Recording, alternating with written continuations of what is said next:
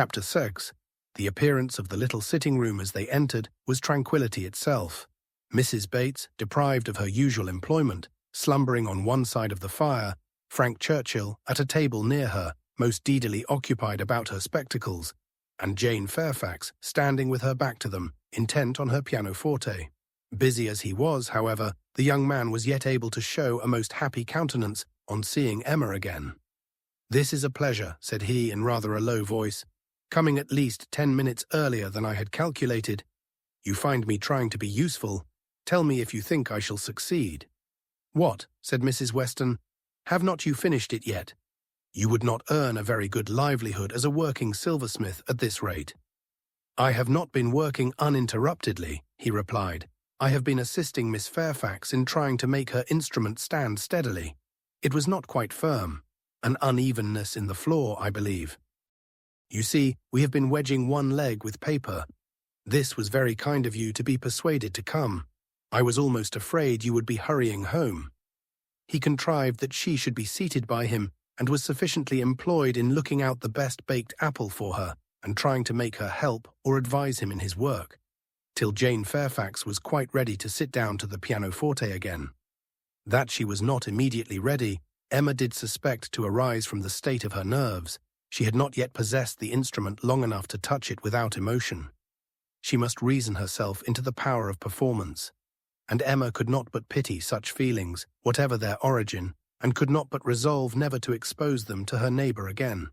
At last Jane began, and though the first bars were feebly given, the powers of the instrument were gradually done full justice to. Mrs.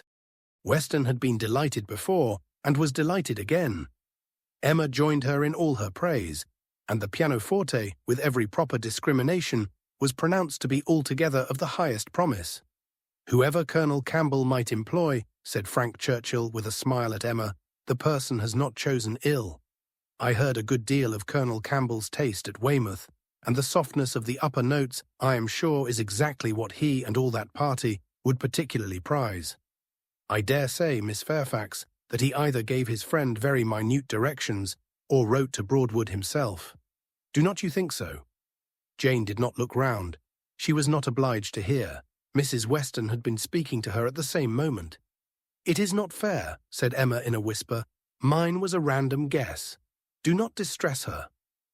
He shook his head with a smile, and looked as if he had very little doubt and very little mercy. Soon afterwards he began again. "How much your friends in Ireland must be enjoying your pleasure on this occasion, Miss Fairfax. I dare say they often think of you, and wonder which will be the precise day of the instrument's coming to hand. Do you imagine Colonel Campbell knows the business to be going forward just at this time? Do you imagine it to be the consequence of an immediate commission from him, or that he may have sent only a general direction, an order indefinite as to time, to depend upon contingencies and conveniences?" He paused. She could not but hear. She could not avoid answering. "Till I have a letter from Colonel Campbell," said she in a voice of forced calmness, "I can imagine nothing with any confidence. It must be all conjecture." "Conjecture, aye. Sometimes one conjectures right, and sometimes one conjectures wrong. I wish I could conjecture how soon I shall make this rivet quite firm. What nonsense one talks, Miss Woodhouse, when hard at work, if one talks at all. Your real workmen, I suppose, hold their tongues. But we gentlemen labourers, if we get hold of a word— Miss Fairfax said something about conjecturing. There, it is done. I have the pleasure, madam," to Mrs. Bates, "of restoring your spectacles, healed for the present." He was very warmly thanked both by mother and daughter. To escape a little from the latter, he went to the pianoforte and begged Miss Fairfax, who was still sitting at it, to play something more. "If you are very kind," said he, "it will be one of the waltzes we danced last night. Let me live them over again. You did not enjoy them as I did. You appeared tired the whole time. I believe you were glad we danced no longer, but I would have given worlds, all the worlds one ever has to give, for another half-hour." She played. What felicity it is to hear a tune again which has made one happy. If I mistake not, that was danced at Weymouth. She looked up at him for a moment, coloured deeply, and played something else. He took some music from a chair near the pianoforte, and turning to Emma said, Here is something quite new to me. Do you know it? Kramer. And here are a new set of Irish melodies. That, from such a quarter, one might expect. This was all sent with the instrument. Very thoughtful of Colonel Campbell, was not it? He knew Miss Fairfax could have no music here. I honour that part of the attention particularly. It shows it to have been so thoroughly from the heart. Nothing hastily done, nothing incomplete. True affection only could have prompted it. Emma wished he would be less pointed, yet could not help being amused, and when on glancing her eye towards Jane Fairfax, she caught the remains of a smile, when she saw that with all the deep blush of consciousness there had been a smile of secret delight, she had less scruple in the amusement, and much less compunction with respect to her. This amiable, upright, perfect Jane Fairfax was apparently cherishing very reprehensible feelings. He brought all the music to her, and they looked it over together. Emma took the opportunity of whispering, "You speak too plain. She must understand you." "I hope she does. I would have her understand me. I am not in the least ashamed of my meaning. But really, I am half ashamed, and wish I had never taken up the idea. I am very glad you did, and that you communicated it to me. I have now a key to all her odd looks and ways. Leave shame to her. If she does wrong, she ought to feel it. She is not entirely without it, I think. I do not see much sign of it. She is playing Robin Adair at this moment, his favourite." Shortly afterwards, Miss Bates, passing near the window, descried Mr. Knightley on horseback not far off. "Mr. Knightley, I declare, I must speak to him if possible, just to thank him. I will not open the window here. It would give you all cold, but I can go into my mother's room, you know. I dare say he will come in when he knows who is here. Quite delightful to have you all meet so. Our little room so honoured." She was in the adjoining chamber while she still spoke, and opening the casement there, immediately called Mr. Knightley's attention, and every syllable of their conversation was as distinctly heard by the others as if it had passed within the same apartment. "How do you do? How do you do?" "Very well, I thank you. So obliged to you for the carriage last night. We were just in time, my mother just ready for us. Pray come in, do come in. You will find some friends here." So began Miss Bates, and Mr. Knightley seemed determined to be heard in his turn, for most resolutely and commandingly did he say, "How is your niece, Miss Bates? I want to inquire after you all, but particularly your niece. How is Miss Fairfax? I hope she caught no cold last night. How is she today? Tell me how Miss Fairfax is." And Miss Bates was obliged to give a direct answer before he would hear her in anything else.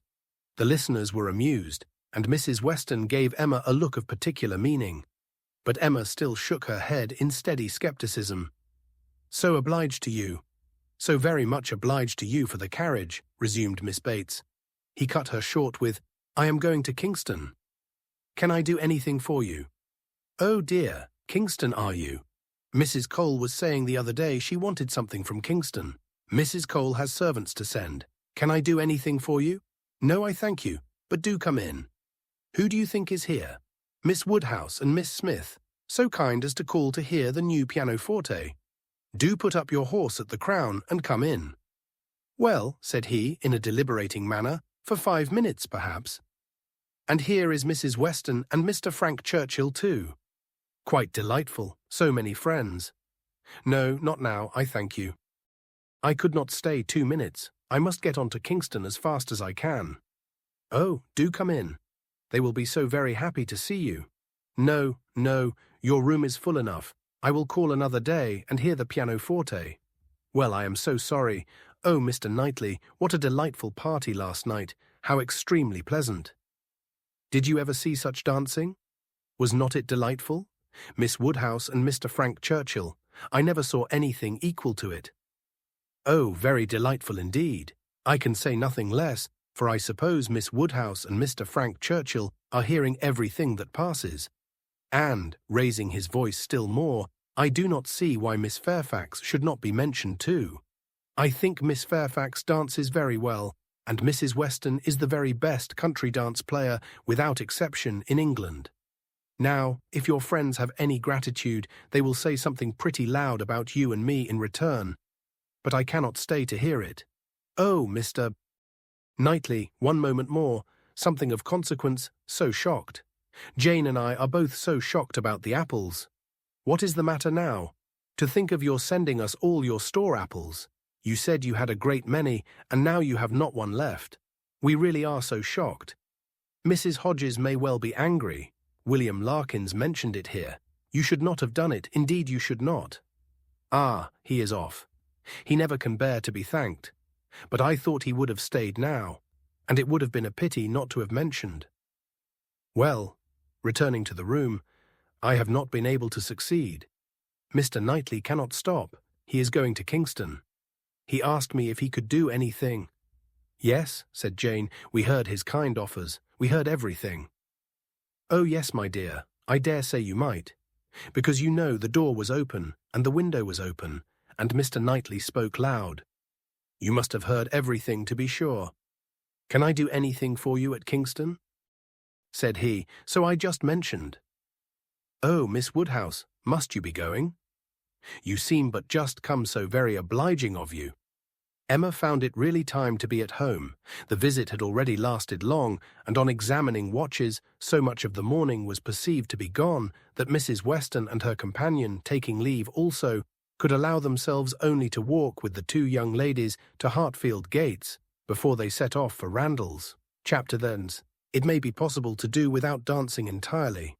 Instances have been known of young people passing many, many months successively without being at any ball of any description, and no material injury accrue either to body or mind. But when a beginning is made, when the felicities of rapid motion have once been, though slightly, felt, it must be a very heavy set that does not ask for more. Frank Churchill had danced once at Highbury and longed to dance again. And the last half hour of an evening, which Mr. Woodhouse was persuaded to spend with his daughter at Randalls, was passed by the two young people in schemes on the subject. Frank's was the first idea, and his the greatest zeal in pursuing it.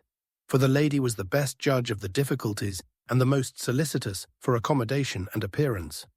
But still she had inclination enough for showing people again how delightfully Mr. Frank Churchill and Miss Woodhouse danced for doing that in which she need not blush to compare herself with Jane Fairfax, and even for simple dancing itself, without any of the wicked aids of vanity, to assist him first in pacing out the room they were in to see what it could be made to hold, and then in taking the dimensions of the other parlour, in the hope of discovering, in spite of all that Mr. Weston could say of their exactly equal size, that it was a little the largest. His first proposition and request, that the dance begun at Mr. Jesse Cole's should be finished there, that the same party should be collected, and the same musician engaged, met with the readiest acquiescence. Mr. Weston entered into the idea with thorough enjoyment, and Mrs. Weston most willingly undertook to play as long as they could wish to dance. And the interesting employment had followed, of reckoning up exactly who there would be, and portioning out the indispensable division of space to every couple. You and Miss Smith and Miss Fairfax will be 3, and the 2 Miss Coxes 5, had been repeated many times over. And there will be the 2 Gilberts, young Cox, my father, and myself, besides Mr. Knightley. Yes, that will be quite enough for pleasure. You and Miss Smith and Miss Fairfax will be 3, and the 2 Miss Coxes 5, and for 5 couple there will be plenty of room. But soon it came to be on one side. But will there be good room for 5 couple? I really do not think there will. On another, and after all, 5 couple are not enough to make it worthwhile to stand up. 5 couple are nothing when one thinks seriously about it. It will not do to invite 5 couple. It can be allowable only as the thought of the moment. Somebody said that Miss Gilbert was expected at her brother's, and must be invited with the rest. Somebody else believed Mrs. Gilbert would have danced the other evening if she had been asked. A word was put in for a second young Cox, and at last Mr. Weston, naming one family of cousins who must be included, and another of very old acquaintance who could not be left out, it became a certainty that the 5 couple would be at least 10, and a very interesting speculation in what possible manner they could be disposed of. The doors of the 2 rooms were just opposite each other. Might not they use both rooms and dance across the passage?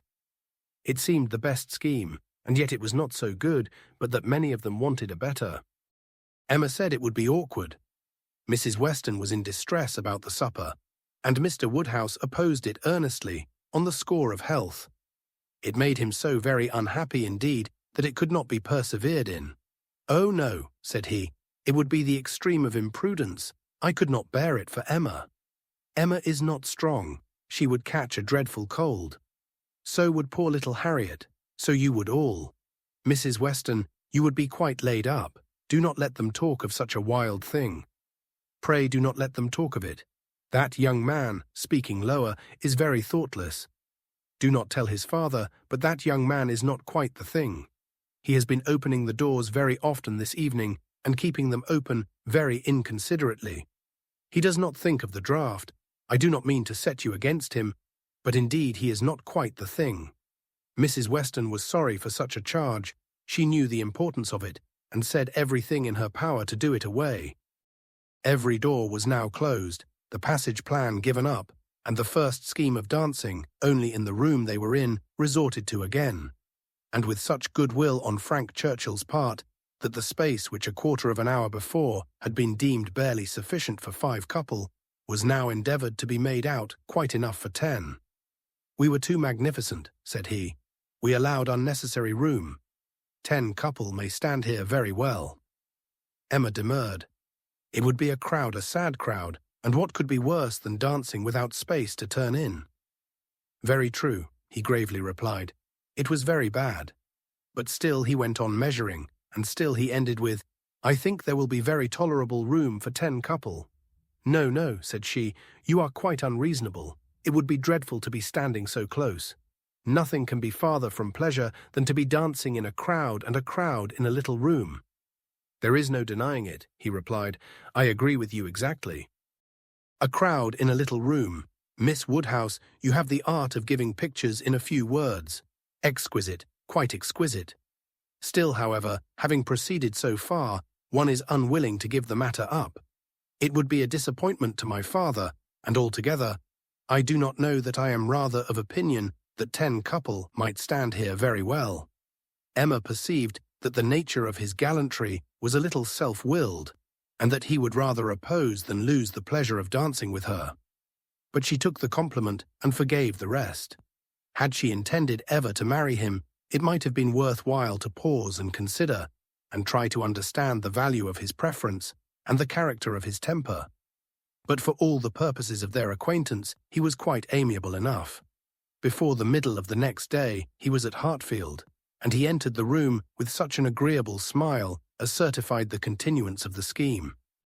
It soon appeared that he came to announce an improvement. "Well, Miss Woodhouse," he almost immediately began, "your inclination for dancing has not been quite frightened away, I hope, by the terrors of my father's little rooms. I bring a new proposal on the subject, a thought of my father's which waits only your approbation to be acted upon.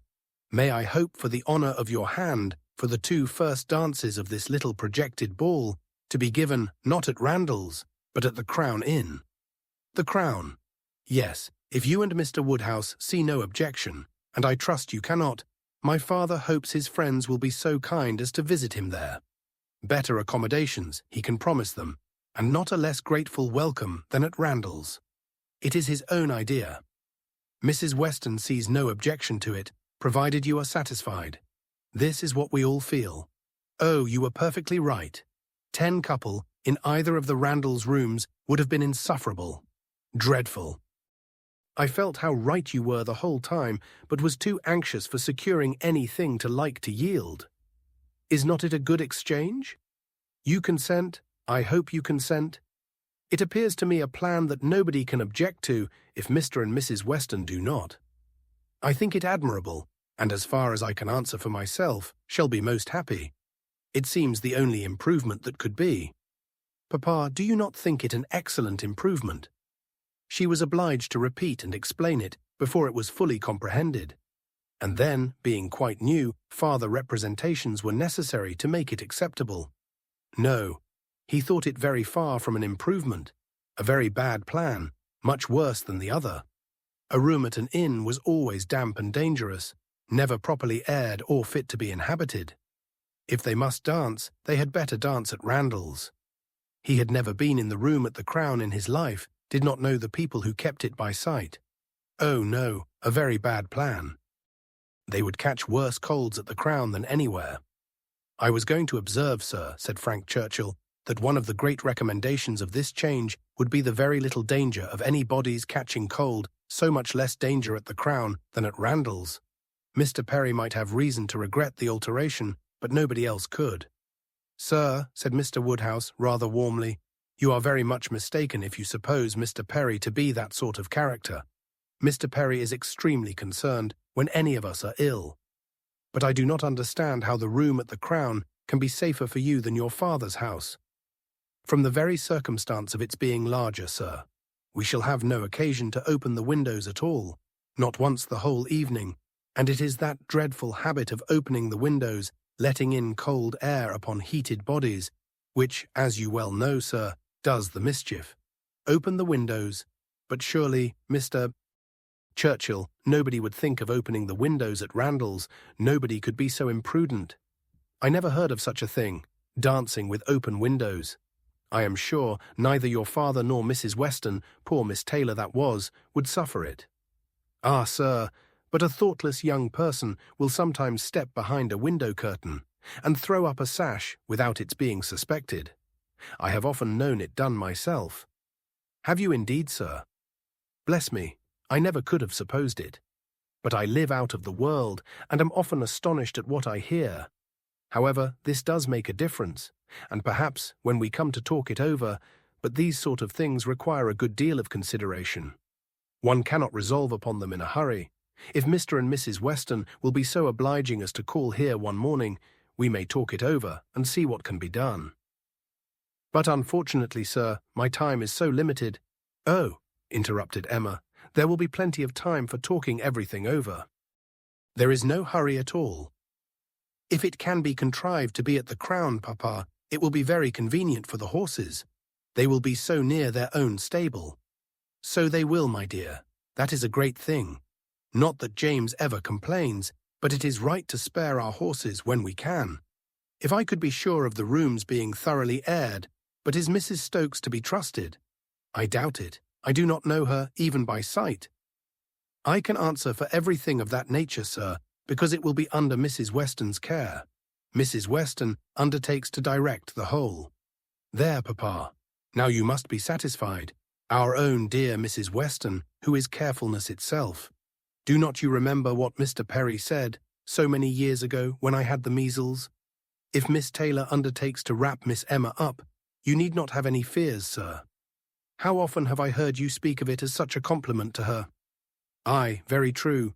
Mr. Perry did say so. I shall never forget it. Poor little Emma. You were very bad with the measles. That is, you would have been very bad, but for Perry's great attention. He came 4 times a day for a week.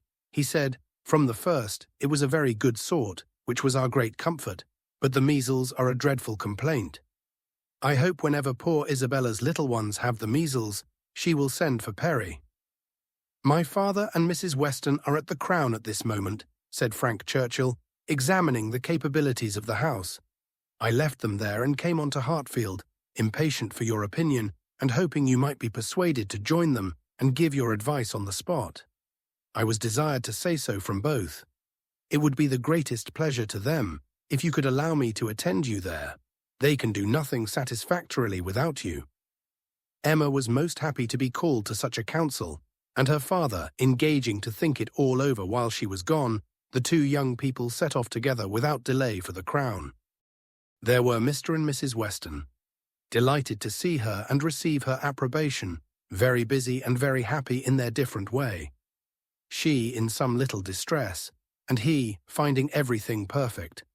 Emma, said she, this paper is worse than I expected. Look, in places you see it is dreadfully dirty, and the wainscot is more yellow and forlorn than anything I could have imagined. My dear, you are too particular, said her husband. What does all that signify? You will see nothing of it by candlelight. It will be as clean as Randall's by candlelight. We never see anything of it on our club nights.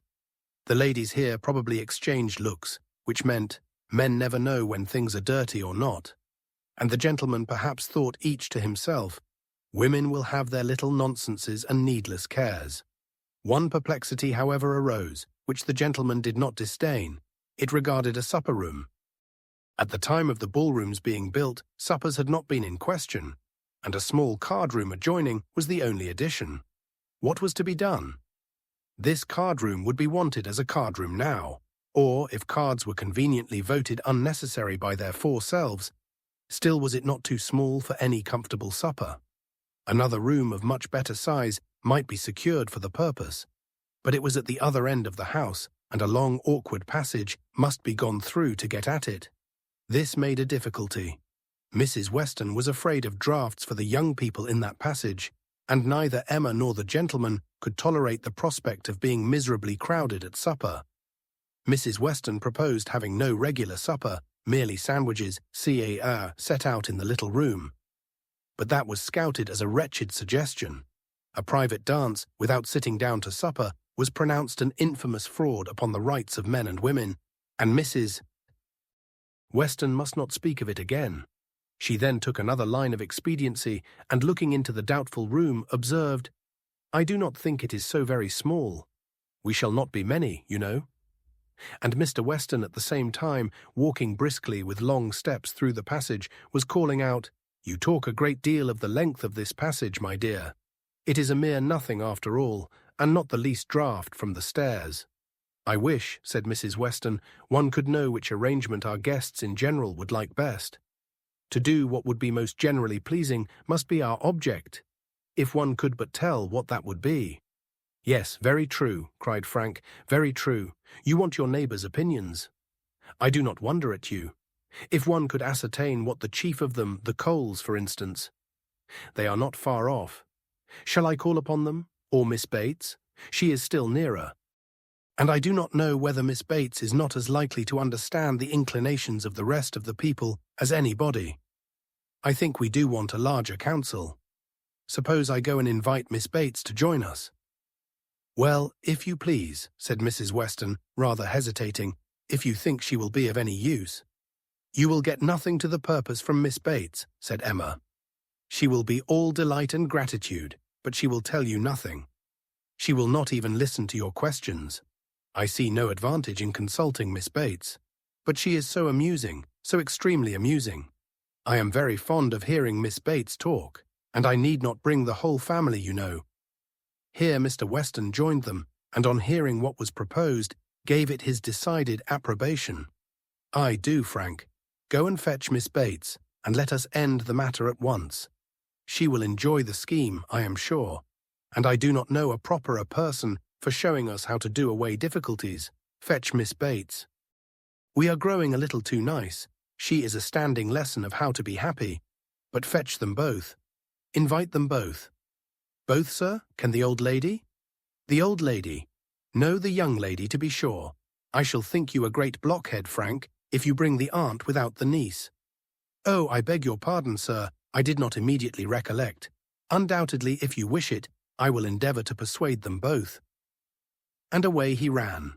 Long before he reappeared, attending the short, neat, brisk-moving aunt, and her elegant niece, Mrs. Weston, like a sweet-tempered woman and a good wife, had examined the passage again, and found the evils of it much less than she had supposed before.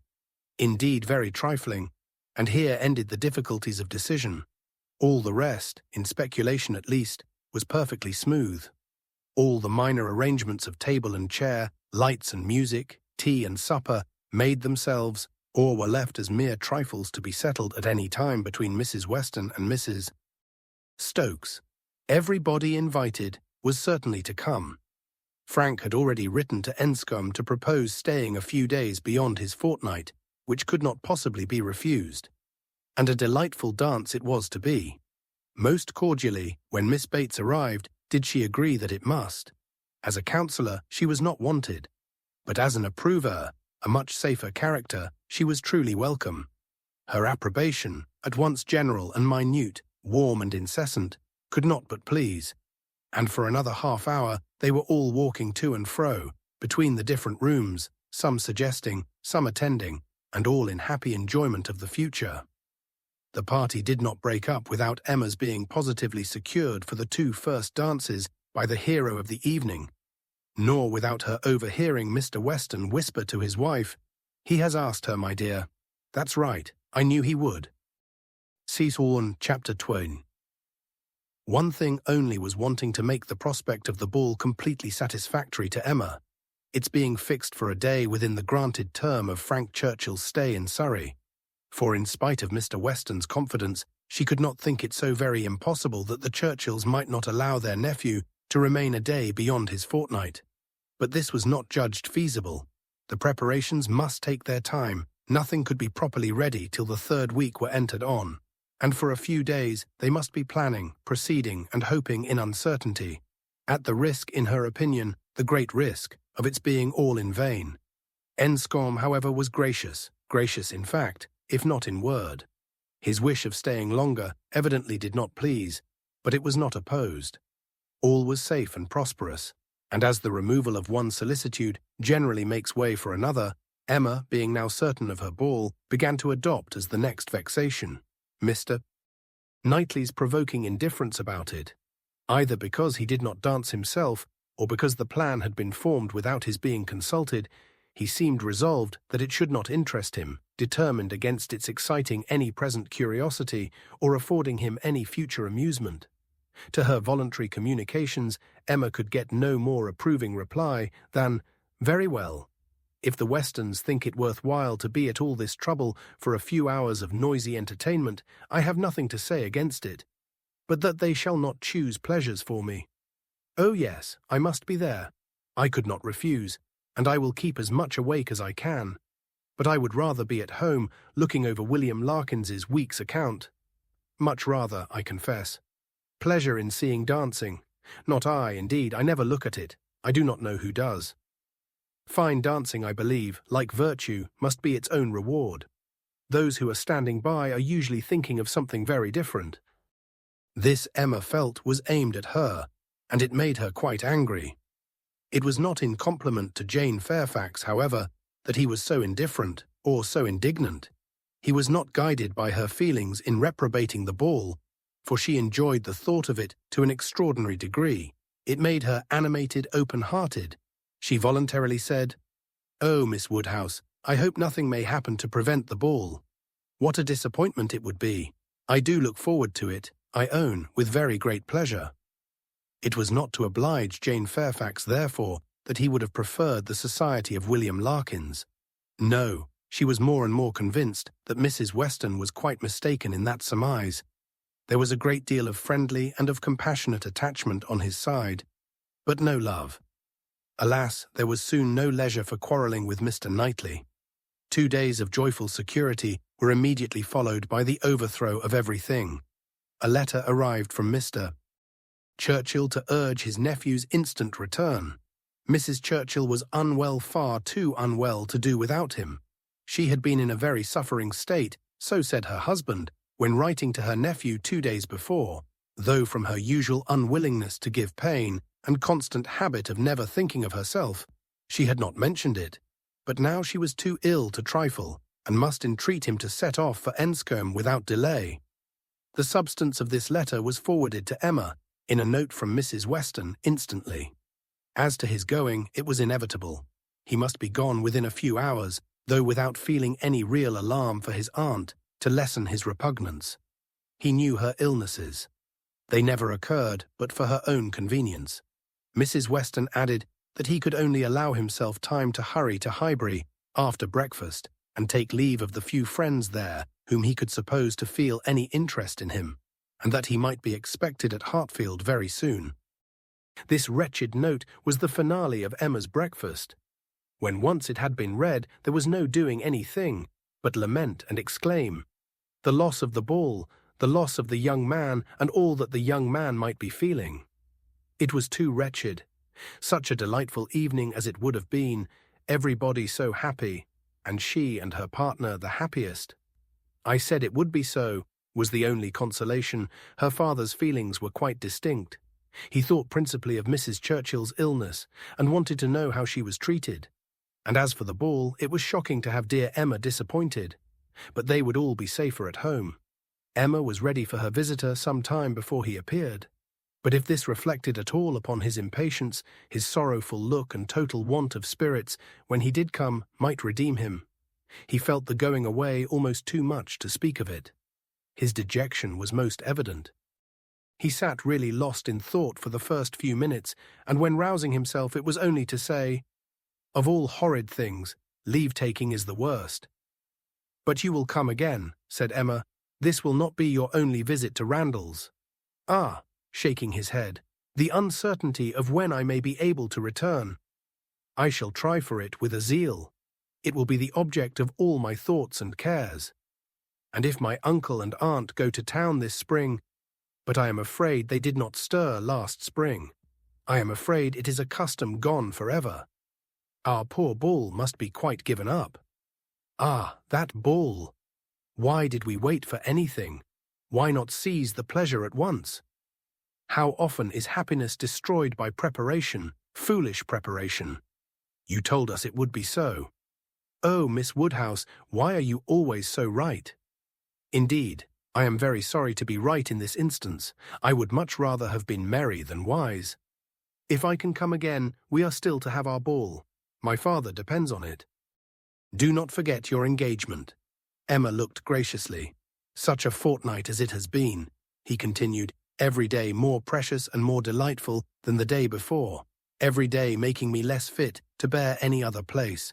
Happy those who can remain at Highbury." "As you do us such ample justice now," said Emma, laughing, "I will venture to ask whether you did not come a little doubtfully at first. Do not we rather surpass your expectations? I am sure we do. I am sure you did not much expect to like us.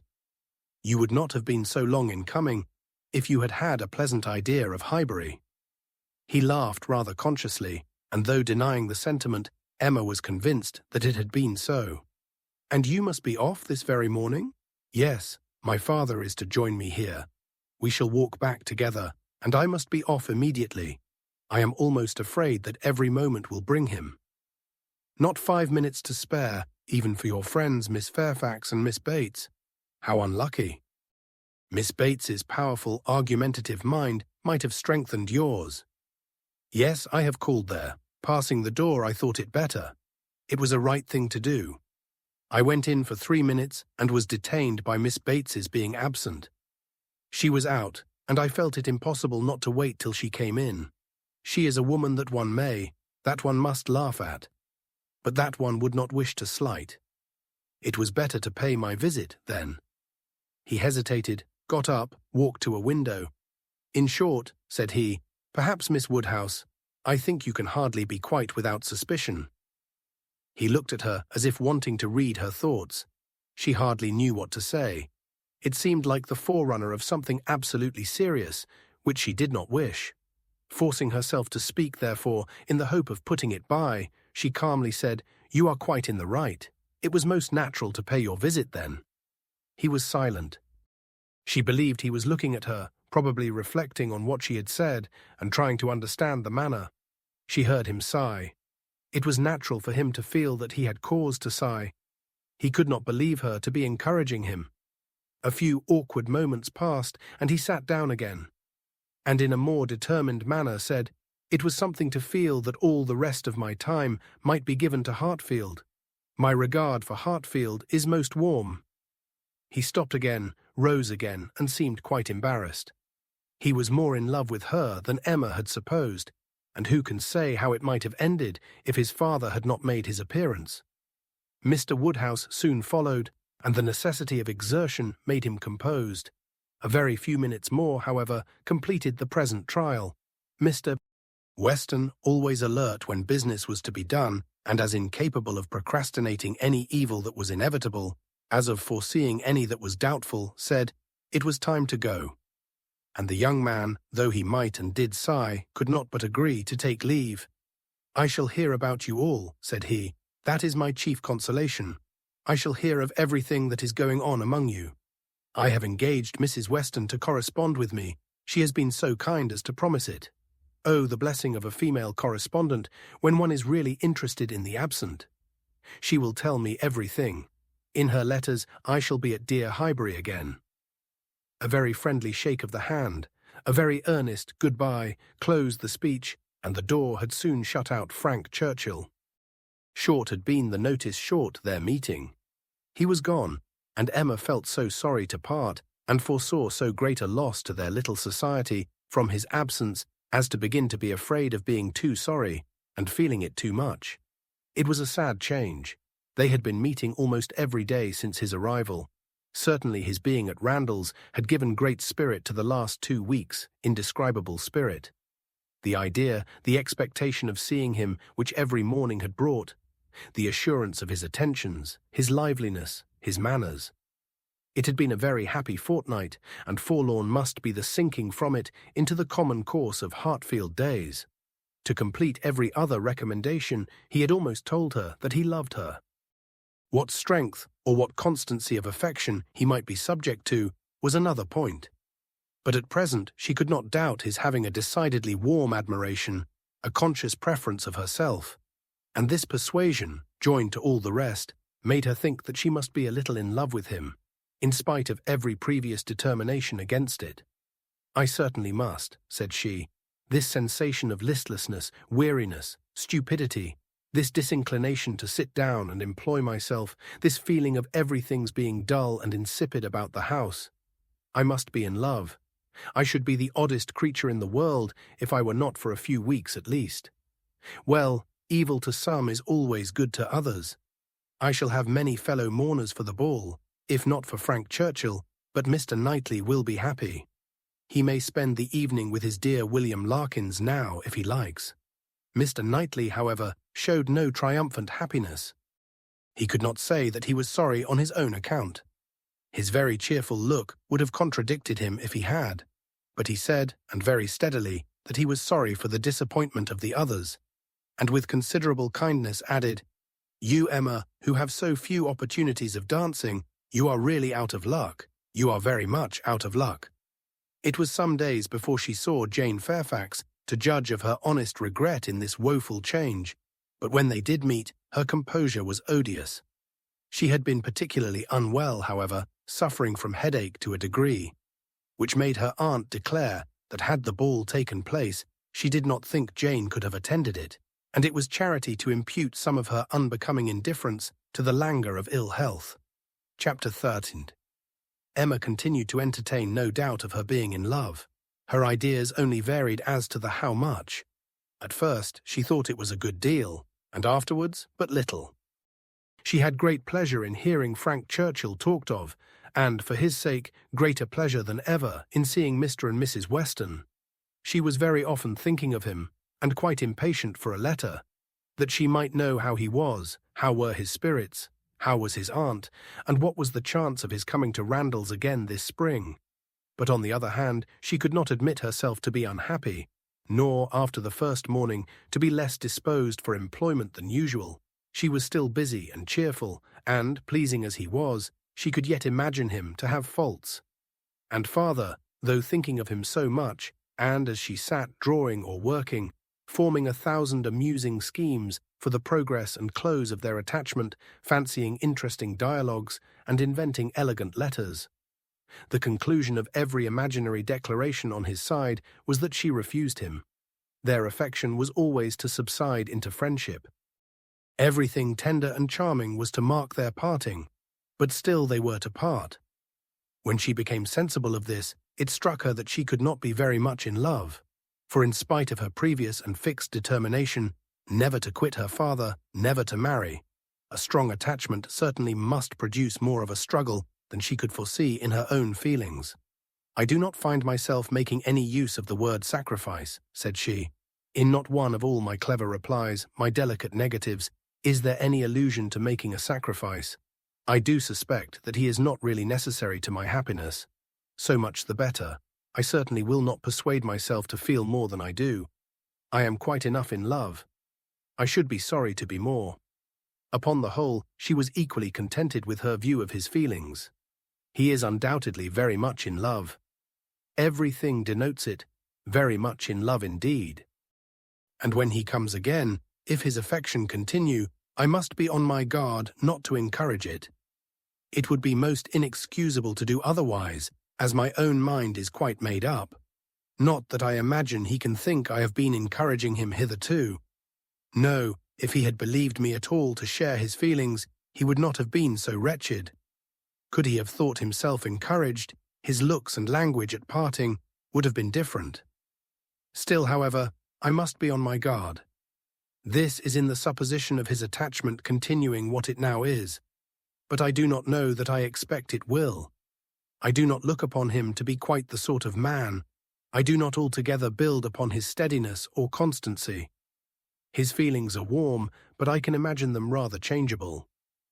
Every consideration of the subject, in short, makes me thankful that my happiness is not more deeply involved. Or I shall do very well again, after a little while, and then it will be a good thing over, for they say everybody is in love once in their lives, and I shall have been let off easily. When his letter to Mrs. Weston arrived, Emma had the perusal of it, and she read it with a degree of pleasure and admiration which made her at first shake her head over her own sensations and think she had undervalued their strength. It was a long, well-written letter, giving the particulars of his journey and of his feelings, expressing all the affection, gratitude, and respect which was natural and honourable, and describing everything exterior and local that could be supposed attractive, with spirit and precision. No suspicious flourishes now of apology or concern. It was the language of real feeling towards Mrs. Weston, and the transition from Highbury to Enscombe. The contrast between the places in some of the first blessings of social life was just enough touched on to show how keenly it was felt, and how much more might have been said but for the restraints of propriety. The charm of her own name was not wanting. Miss Woodhouse appeared more than once, and never without a something of pleasing connection, either a compliment to her taste, or a remembrance of what she had said. And in the very last time of its meeting, her eye, unadorned as it was by any such broad wreath of gallantry, she yet could discern the effect of her influence, and acknowledge the greatest compliment perhaps of all conveyed. Compressed into the very lowest vacant corner were these words: "I had not a spare moment on Tuesday, as you know, for Miss Woodhouse's beautiful little friend. Pray make my excuses and adieus to her." This, Emma could not doubt, was all for herself. Harriet was remembered only from being her friend. His information and prospects as to Enscombe were neither worse nor better than had been anticipated. Mrs. Churchill was recovering, and he dared not yet, even in his own imagination, fix a time for coming to Randalls again. Gratifying, however, and stimulative as was the letter in the material part, its sentiments she yet found when it was folded up and returned to Mrs. Weston, that it had not added any lasting warmth, that she could still do without the writer, and that he must learn to do without her. Her intentions were unchanged. Her resolution of refusal only grew more interesting by the addition of a scheme for his subsequent consolation and happiness. His recollection of Harriet, and the words which clothed it, the beautiful little friend, suggested to her the idea of Harriet's succeeding her in his affections. Was it impossible? No. Harriet undoubtedly was greatly his inferior in understanding, but he had been very much struck with the loveliness of her face and the warm simplicity of her manner, and all the probabilities of circumstance and connection were in her favour. For Harriet, it would be advantageous and delightful indeed. "I must not dwell upon it," said she. "I must not think of it. I know the danger of indulging such speculations. But stranger things have happened, and when we cease to care for each other as we do now, it will be the means of confirming us in that sort of true disinterested friendship which I can already look forward to with pleasure." It was well to have a comfort in store on Harriet's behalf, though it might be wise to let the fancy touch it seldom, for evil in that quarter was at hand. As Frank Churchill's arrival had succeeded Mr. Elton's engagement in the conversation of Highbury, as the latest interest had entirely borne down the first, so now upon Frank Churchill's disappearance, Mr. Elton's concerns were assuming the most irresistible form. His wedding day was named. He would soon be among them again, Mr. Elton and his bride. There was hardly time to talk over the first letter from Enscombe before Mr. Elton and his bride was in everybody's mouth, and Frank Churchill was forgotten. Emma grew sick at the sound. She had had 3 weeks of happy exemption from Mr. Elton, and Harriet's mind, she had been willing to hope, had been lately gaining strength. With Mr. Weston's ball in view at least, there had been a great deal of insensibility to other things, but it was now too evident that she had not attained such a state of composure as could stand against the actual approach. New carriage, bell ringing, and all. Poor Harriet was in a flutter of spirits, which required all the reasonings and soothings and attentions of every kind that Emma could give. Emma felt that she could not do too much for her, that Harriet had a right to all her ingenuity and all her patience, but it was heavy work to be forever convincing without producing any effect, forever agreed to without being able to make their opinions the same. Harriet listened submissively and said, "It was very true. It was just as Miss Woodhouse described. It was not worthwhile to think about them, and she would not think about them any longer."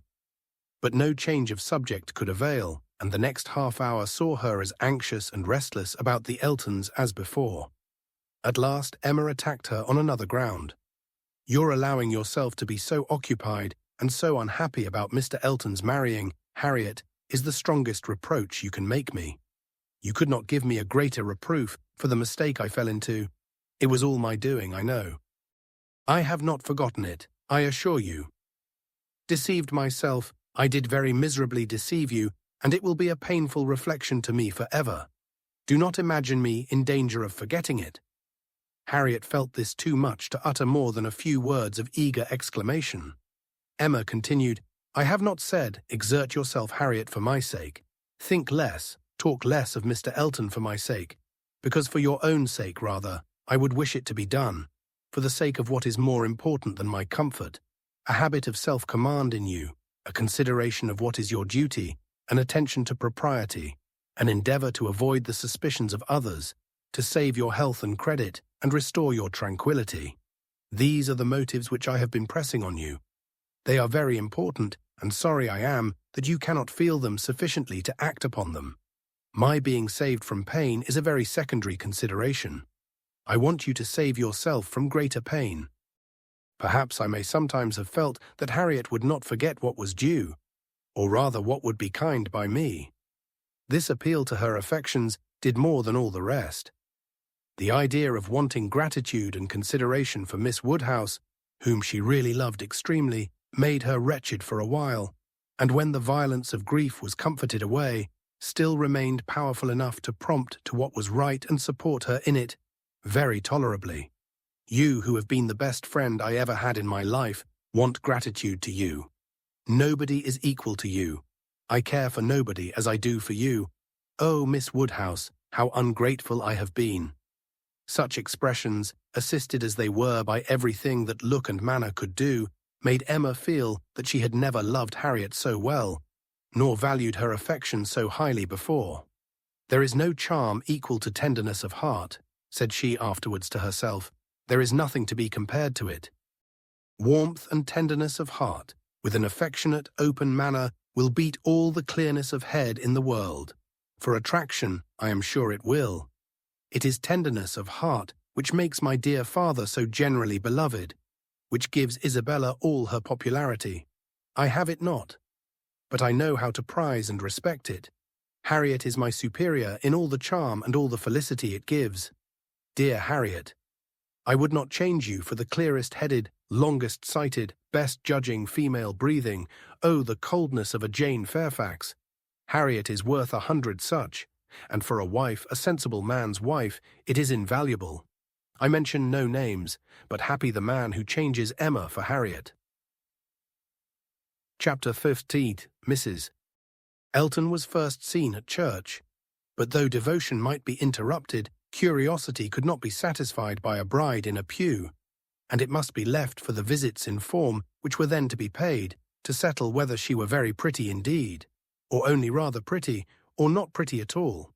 Emma had feelings, less of curiosity than of pride or propriety, to make her resolve on not being the last to pay her respects, and she made a point of Harriet's going with her, that the worst of the business might be gone through as soon as possible. She could not enter the house again, could not be in the same room to which she had with such vain artifice retreated 3 months ago to lace up her boot without recollecting. 1,000 vexatious thoughts would recur. Compliments, charades, and horrible blunders, and it was not to be supposed that poor Harriet should not be recollecting too. But she behaved very well, and was only rather pale and silent. The visit was of course short, and there was so much embarrassment and occupation of mind to shorten it that Emma would not allow herself entirely to form an opinion of the lady, and on no account to give one beyond the nothing-meaning terms of being elegantly dressed and very pleasing. She did not really like her. She would not be in a hurry to find fault, but she suspected that there was no elegance, ease, but not elegance. She was almost sure that for a young woman, a stranger, a bride, there was too much ease. Her person was rather good, her face not unpretty, but neither feature, nor air, nor voice, nor manner were elegant. Emma thought at least it would turn out so. As for Mr. Elton, his manners did not appear. But no, she would not permit a hasty or a witty word from herself about his manners. It was an awkward ceremony at any time to be receiving wedding visits, and a man had need be all grace to acquit himself well through it. The woman was better off. She might have the assistance of fine clothes and the privilege of bashfulness, but the man had only his own good sense to depend on. And when she considered how peculiarly unlucky poor Mr. Elton was in being in the same room at once with the woman he had just married, the woman he had wanted to marry, and the woman whom he had been expected to marry, she must allow him to have the right to look as little wise, and to be as much affectedly, and as little really easy as could be. "Well, Miss Woodhouse," said Harriet, when they had quitted the house, and after waiting in vain for her friend to begin. "Well, Miss Woodhouse," with a gentle sigh, "what do you think of her? Is not she very charming?" There was a little hesitation in Emma's answer. "Oh, yes, a very pleasing young woman. I think her beautiful, quite beautiful. Very nicely dressed indeed, a remarkably elegant gown. I am not at all surprised that he should have fallen in love." "Oh, no, there is nothing to surprise one at all. A pretty fortune, and she came in his way." "I dare say," returned Harriet, sighing again, "I dare say she was very much attached to him. Perhaps she might. But it is not every man's fate to marry the woman who loves him best. Miss Hawkins perhaps wanted a home and thought this the best offer she was likely to have." "Yes," said Harriet earnestly, "and well she might. Nobody could ever have a better. Well, I wish them happy with all my heart. And now, Miss Woodhouse, I do not think I shall mind seeing them again. He is just as superior as ever, but being married, you know, it is quite a different thing. No, indeed, Miss Woodhouse, you need not be afraid. I can sit and admire him now without any great misery. To know that he has not thrown himself away is such a comfort. She does seem a charming young woman, just what he deserves. Happy creature, he called her Augusta. How delightful." Why, when the visit was returned, Emma made up her mind. She could then see more and judge better. From Harriet's happening not to be at Hartfield, and her father's being present to engage Mr. Elton, she had a quarter of an hour of the lady's conversation to herself, and could composedly attend to her, and the quarter of an hour quite convinced her that Mrs. Elton was a vain woman, extremely well satisfied with herself, and thinking much of her own importance. That she meant to shine and be very superior, but with manners which had been formed in a bad school, pert and familiar. That all her notions were drawn from one set of people and one style of living. That if not foolish, she was ignorant, and that her society would certainly do Mr. Elton no good. Harriet would have been a better match. If not wise or refined herself, she would have connected him with those who were, but Miss Hawkins, it might be fairly supposed from her easy conceit, had been the best of her own set. The rich brother-in-law near Bristol was the pride of the alliance, and his place and his carriages were the pride of him. The very first subject after being seated was Maple Grove, my brother Mr. Suckling's seat. A comparison of Hartfield to Maple Grove. The grounds of Hartfield were small, but neat and pretty, and the house was modern and well built. Mrs. Elton seemed most favourably impressed by the size of the room, the entrance, and all that she could see or imagine. Very like Maple Grove indeed. She was quite struck by the likeness. That room was the very shape and size of the morning room at Maple Grove, her sister's favourite room. Mr. Elton was appealed to. Was not it astonishingly like? She could really almost fancy herself at Maple Grove. And the staircase. You know, as I came in, I observed how very like the staircase was, placed exactly in the same part of the house.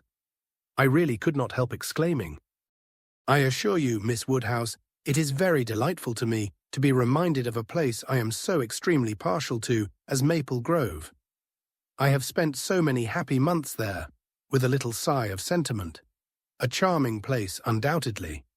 Everybody who sees it is struck by its beauty. But to me, it has been quite a home. Whenever you are transplanted, like me, Miss Woodhouse, you will understand how very delightful it is to meet with anything at all like what one has left behind. I always say this is quite one of the evils of matrimony." Emma made as slight a reply as she could, but it was fully sufficient for Mrs. Elton, who only wanted to be talking herself. "So extremely like Maple Grove. And it is not merely the house, the grounds, I assure you, as far as I could observe, are strikingly like. The laurels at Maple Grove are in the same profusion as here, and stand very much in the same way, just across the lawn, and I had a glimpse of a fine large tree with a bench round it, which put me so exactly in mind. My brother and sister will be enchanted with this place. People who have extensive grounds themselves are always pleased with anything in the same style." Emma doubted the truth of this sentiment. She had a great idea that people who had extensive grounds themselves cared very little for the extensive grounds of anybody else. But it was not worth while to attack an error so double-dyed, and therefore only said in reply, "When you have seen more of this country, I am afraid you will think you have overrated Hartfield. Surrey is full of beauties." "Oh yes, I am quite aware of that. It is the Garden of England, you know." "Surrey is the Garden of England." "Yes, but we must not rest our claims on that distinction. Many counties, I believe, are called the Garden of England, as well as Surrey." "No, I fancy not," replied Mrs. Elton, with a most satisfied smile. "I never heard any county but Surrey called so." Emma was silenced. "My brother and sister have promised us a visit in the spring or summer at farthest," continued Mrs. Elton, "and that will be our time for exploring. While they are with us, we shall explore a great deal, I dare say. They will have their barouche landau, of course, which holds four perfectly, and therefore, without saying anything of our carriage, we should be able to explore the different beauties extremely well. They would hardly come in their chaise, I think, at that season of the year. Indeed, when the time draws on, I shall decidedly recommend their bringing the barouche landau. It will be so very much preferable. When people come into a beautiful country of this sort, you know, Miss Woodhouse, one naturally wishes them to see as much as possible, and Mr. Suckling is extremely fond of exploring. We explored to King's Weston twice last summer in that way, most delightfully, just after their first having the barouche landau. You have many parties of that kind here, I suppose, Miss Woodhouse, every summer?" "No, not immediately here. We are rather out of distance of the very striking beauties which attract the sort of parties you speak of. And we are a very quiet set of people, I believe, more disposed to stay at home than engage in schemes of pleasure." "Ah, there is nothing like staying at home for real comfort. Nobody can be more devoted to home than I am. I was quite a proverb for it at Maple Grove. Many a time has Selina said, when she has been going to Bristol, 'I really cannot get this girl to move from the house. I absolutely must go in by myself, though I hate being stuck up in the barouche landau without a companion. But Augusta, I believe, with her own good will, would never stir beyond the park paling.' Many a time has she said so, and yet I am no advocate for entire seclusion. I think, on the contrary, when people shut themselves up entirely from society, it is a very bad thing, and that it is much more advisable to mix in the world in a proper degree, without living in it either too much or too little. I perfectly understand your situation, however, Miss Woodhouse," looking towards Mr. Woodhouse. "Your father's state of health must be a great drawback. Why does not he try Bath? Indeed he should. Let me recommend Bath to you. I assure you I have no doubt of its doing Mr. Woodhouse good. My father tried it more than once, formerly, but without receiving any benefit, and Mr. Perry, whose name I dare say is not unknown to you, does not conceive it would be at all more likely to be useful now." "Ah, that's a great pity. for I assure you, Miss Woodhouse, where the waters do agree, it is quite wonderful the relief they give. In my Bath life, I have seen such instances of it. And it is so cheerful a place that it could not fail of being of use to Mr. Woodhouse's spirits, which I understand are sometimes much depressed. And as to its recommendations to you, I fancy I need not take much pains to dwell on them. The advantages of Bath to the young are pretty generally understood. It would be a charming introduction for you, who have lived so secluded a life, and I could immediately secure you some of the best society in the place. A line from me would bring you a little host of acquaintance, and my particular friend, Mrs. Partridge, the lady I have always resided with when in Bath, would be most happy to show you any attentions, and would be the very person for you to go into public with. It was as much as Emma could bear without being impolite. The idea of her being indebted to Mrs. Elton for what was called an introduction of her going into public under the auspices of a friend of Mrs. Elton's, probably some vulgar, dashing widow who, with the help of a boarder, just made a shift to live. The dignity of Miss Woodhouse of Hartfield was sunk indeed. She restrained herself, however, from any of the reproofs she could have given, and only thanked Mrs. Elton coolly, but their going to Bath was quite out of the question, and she was not perfectly convinced that the place might suit her better than her father. And then, to prevent farther outrage and indignation, changed the subject directly. I do not ask whether you are musical, Mrs. Elton. Upon these occasions, a lady's character generally precedes her, and Highbury has long known that you are a superior performer. Oh no, indeed. I must protest against any such idea, a superior performer. Very far from it, I assure you. Consider from how partial a quarter your information came. I am dotingly fond of music, passionately fond, and my friends say I am not entirely devoid of taste, but as to anything else, upon my honour, my performance is mediocre to the last degree. You, Miss Woodhouse, I well know, play delightfully. I assure you it has been the greatest satisfaction, comfort, and delight to me to hear what a musical society I am got into. I absolutely cannot do without music. It is a necessary of life to me, and having always been used to a very musical society, both at Maple Grove and in Bath, it would have been a most serious sacrifice. I honestly said as much to Mr. E. when he was speaking of my future home, and expressing his fears lest the retirement of it should be disagreeable, and the inferiority of the house too, knowing what I had been accustomed to. Of course he was not wholly without apprehension. When he was speaking of it in that way, I honestly said that the world I could give up parties, balls, plays, for I had no fear of retirement.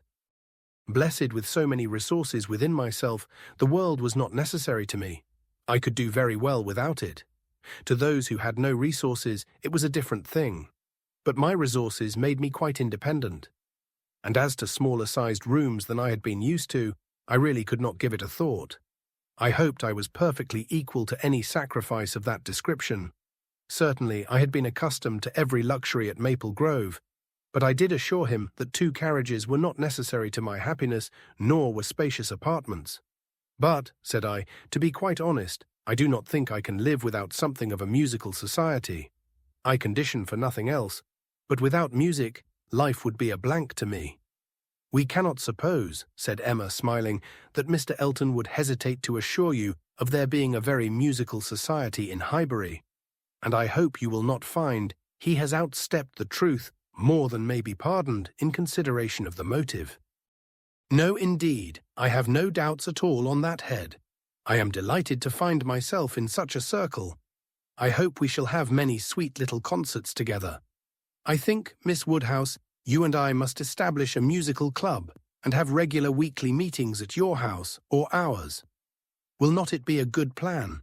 If we exert ourselves, I think we shall not be long in want of allies. Something of that nature would be particularly desirable for me, as an inducement to keep me in practice. For married women, you know, there is a sad story against them in general. They are but too apt to give up music. But you, who are so extremely fond of it, there can be no danger, surely. I should hope not, but really when I look around among my acquaintance, I tremble. Selina has entirely given up music, never touches the instrument, though she played sweetly. And the same may be said of Mrs. Jeffreys Clara Partridge, that was, and of the two Millmans, now Mrs. Bird and Mrs. James Cooper, and of more than I can enumerate. Upon my word, it is enough to put one in a fright. I used to be quite angry with Selina, but really I begin now to comprehend that a married woman has many things to call her attention. I believe I was half an hour this morning shut up with my housekeeper. But everything of that kind, said Emma, will soon be in so regular a train. Well, said Mrs. Elton, laughing, we shall see. Emma, finding her so determined upon neglecting her music, had nothing more to say. And after a moment's pause, Mrs. Elton chose another subject. We have been calling at Randall's, said she, and found them both at home, and very pleasant people they seem to be. I like them extremely. Mr. Weston seems an excellent creature, quite a first-rate favourite with me already, I assure you. And she appears so truly good. There is something so motherly and kind-hearted about her that it wins upon one directly. She was your governess, I think. Emma was almost too much astonished to answer, but Mrs. Elton hardly waited for the affirmative before she went on. Having understood as much, I was rather astonished to find her so very ladylike. But she is really quite the gentlewoman. Mrs. Weston's manners, said Emma, were always particularly good. Their propriety, simplicity, and elegance would make them the safest model for any young woman. And who do you think came in while we were there? Emma was quite at a loss. The tone implied some old acquaintance, and how could she possibly guess? Knightley, continued Mrs. Elton, Knightley himself. Was not it lucky? For not being within when he called the other day, I had never seen him before.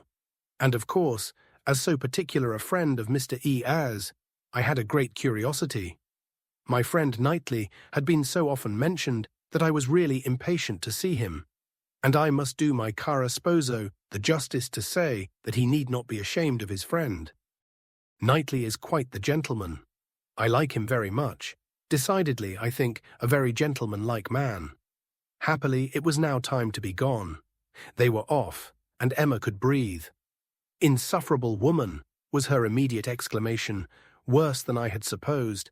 Absolutely insufferable. Knightley. I could not have believed it.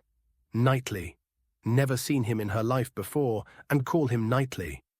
And discover that he is a gentleman.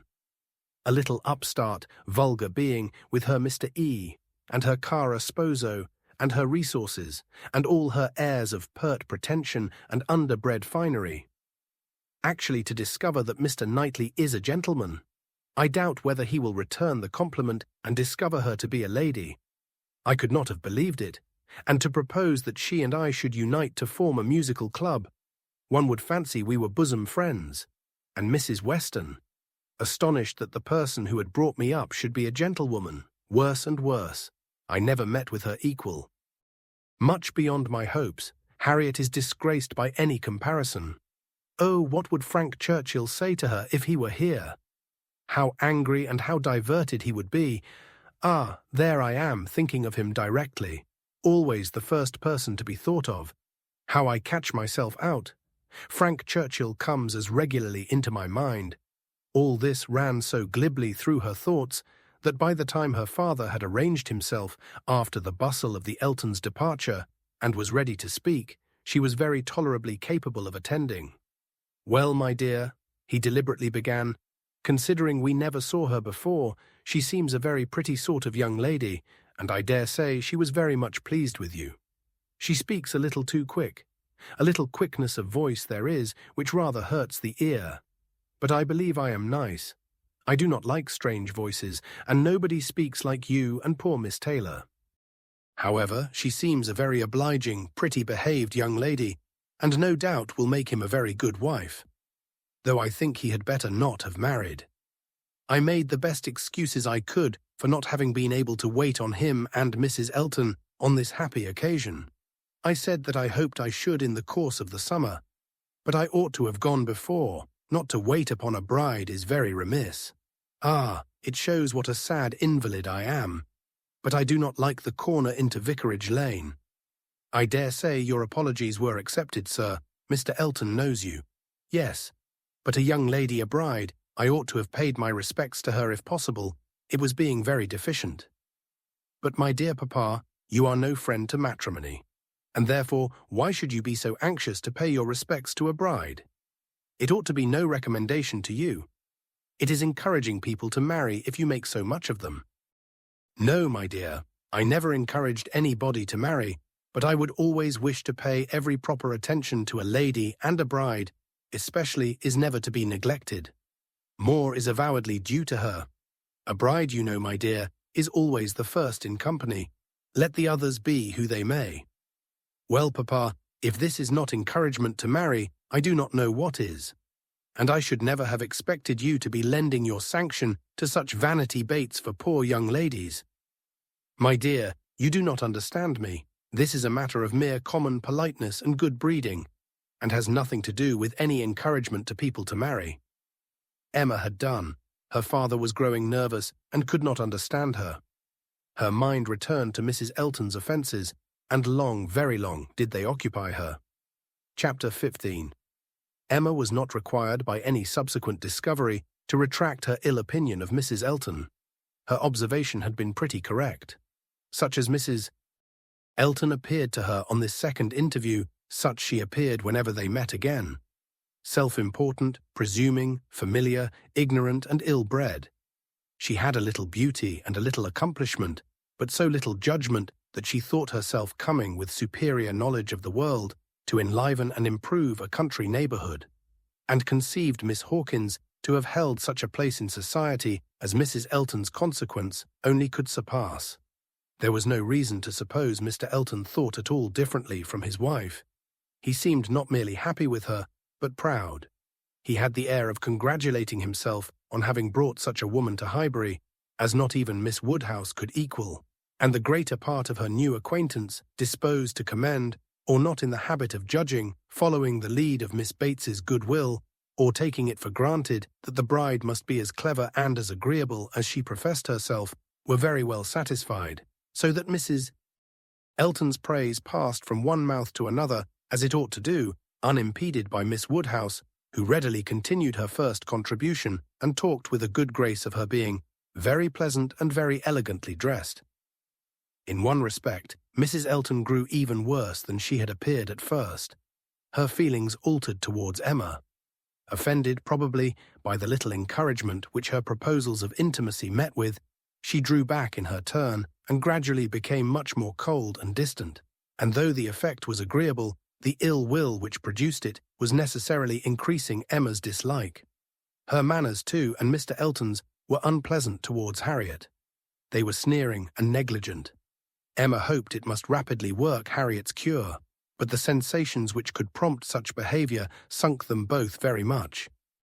It was not to be doubted that poor Harriet's attachment had been an offering to conjugal unreserve, and her own share in the story, under a colouring the least favourable to her and the most soothing to him, had in all likelihood been given also.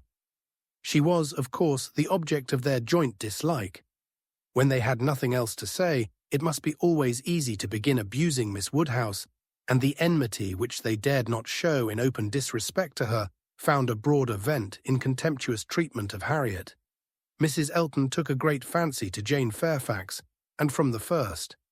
Not merely when a state of warfare with one young lady might be supposed to recommend the other, but from the very first, and she was not satisfied with expressing a natural and reasonable admiration, but without solicitation or plea or privilege, she must be wanting to assist and befriend her. Before Emma had forfeited her confidence, and about the third time of their meeting, she heard all Mrs. Elton's knight-errantry on the subject. Jane Fairfax is absolutely charming, Miss Woodhouse. I quite rave about Jane Fairfax. A sweet, interesting creature. So mild and ladylike, and with such talents. I assure you, I think she has very extraordinary talents. I do not scruple to say that she plays extremely well. I know enough of music to speak decidedly on that point. Oh, she is absolutely charming.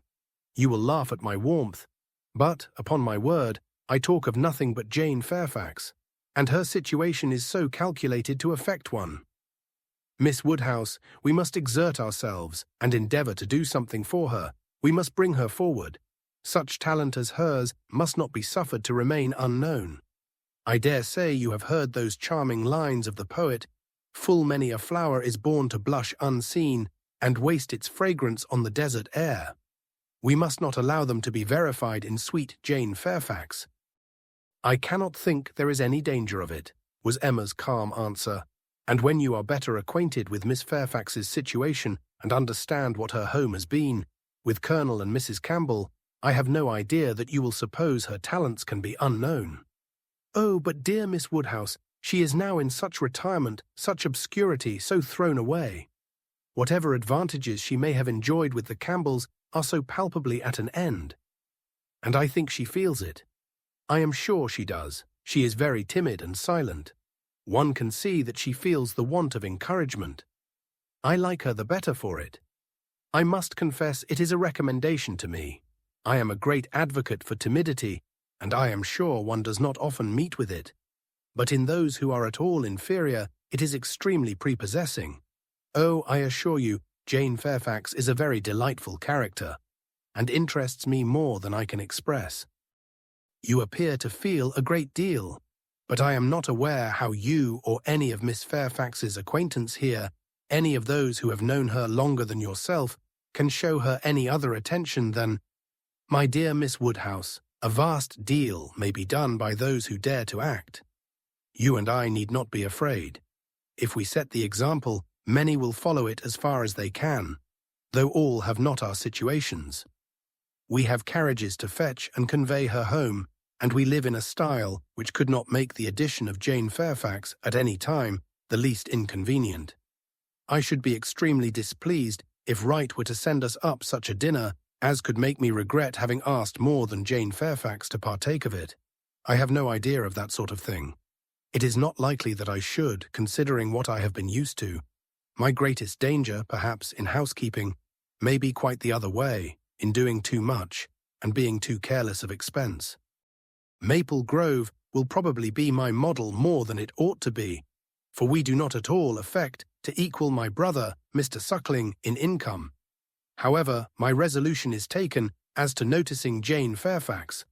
I shall certainly have her very often at my house, shall introduce her wherever I can, shall have musical parties to draw out her talents, and shall be constantly on the watch for an eligible situation. My acquaintance is so very extensive that I have little doubt of hearing of something to suit her shortly. I shall introduce her, of course, very particularly to my brother and sister when they come to us. I am sure they will like her extremely, and when she gets a little acquainted with them, her fears will completely wear off, for there really is nothing in the manners of either but what is highly conciliating. I shall have her very often indeed while they are with me, and I dare say we shall sometimes find a seat for her in the barouche landau in some of our exploring parties. Poor Jane Fairfax, thought Emma, you have not deserved this. You may have done wrong with regard to Mr. Dixon, but this is a punishment beyond what you can have merited. The kindness and protection of Mrs. Elton, Jane Fairfax and Jane Fairfax. Heavens, let me not suppose that she dares go about, Emma Woodhousing me. But upon my honour, there seems no limits to the licentiousness of that woman's tongue. Emma had not to listen to such paradings again, to any so exclusively addressed to herself, so disgustingly decorated with a dear Miss Woodhouse. The change on Mrs. Elton's side soon afterwards appeared, and she was left in peace, neither forced to be the very particular friend of Mrs. Elton, nor, under Mrs. Elton's guidance, the very active patroness of Jane Fairfax, and only sharing with others in a general way, in knowing what was felt, what was meditated, what was done. She looked on with some amusement. Miss Bates's gratitude for Mrs. Elton's attentions to Jane was in the first style of guileless simplicity and warmth. She was quite one of her worthies, the most amiable, affable, delightful woman, just as accomplished and condescending as Mrs. Elton meant to be considered. Emma's only surprise was that Jane Fairfax should accept those attentions and tolerate Mrs. Elton as she seemed to do. She heard of her walking with the Eltons, sitting with the Eltons, spending a day with the Eltons. This was astonishing. She could not have believed it possible that the taste or the pride of Miss Fairfax could endure such society and friendship as the vicarage had to offer. She is a riddle, quite a riddle, said she. To choose to remain here month after month, under privations of every sort. And now to choose the mortification of Mrs. Elton's notice and the penury of her conversation, rather than return to the superior companions who have always loved her with such real, generous affection. Jane had come to Highbury professedly for 3 months. The Campbells were gone to Ireland for 3 months, but now the Campbells had promised their daughter to stay at least till midsummer, and fresh invitations had arrived for her to join them there. According to Miss Bates, it all came from her. Mrs. Dixon had written most pressingly. Would Jane but go, means were to be found, servants sent, friends contrived, no travelling difficulty allowed to exist. But still she had declined it. She must have some motive, more powerful than appears, for refusing this invitation, was Emma's conclusion. She must be under some sort of penance, inflicted either by the Campbells or herself.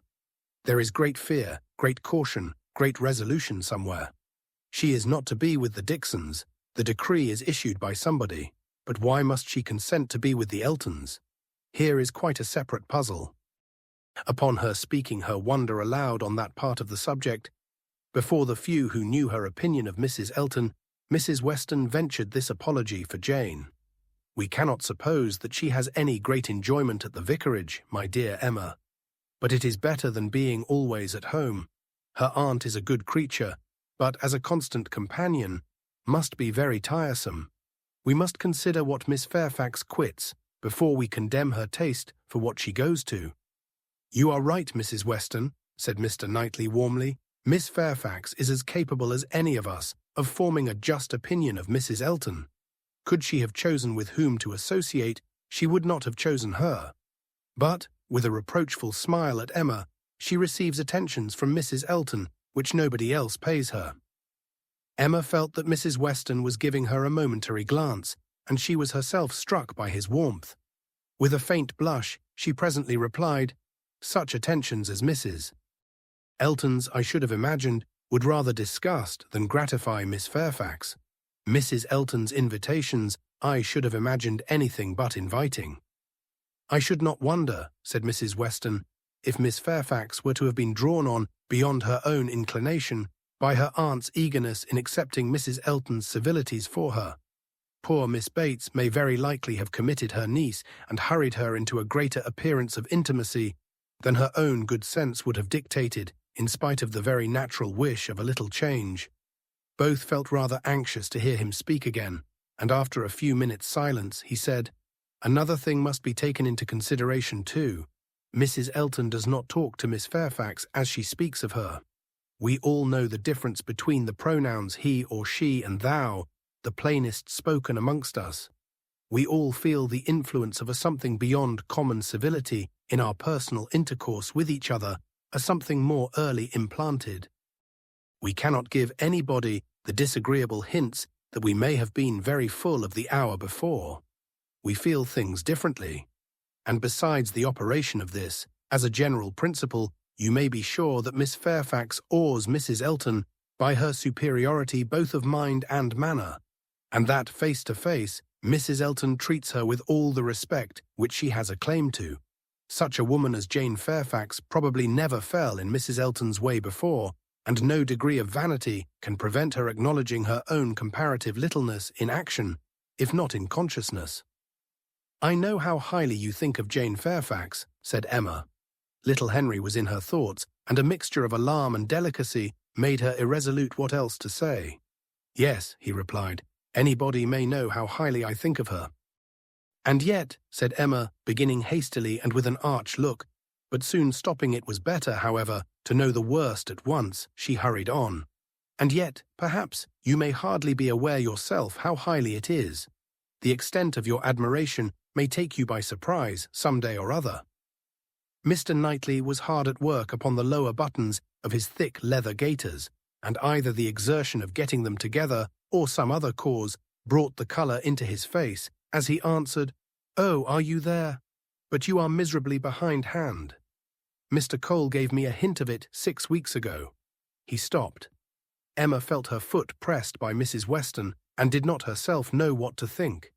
In a moment he went on, "That will never be, however, I can assure you.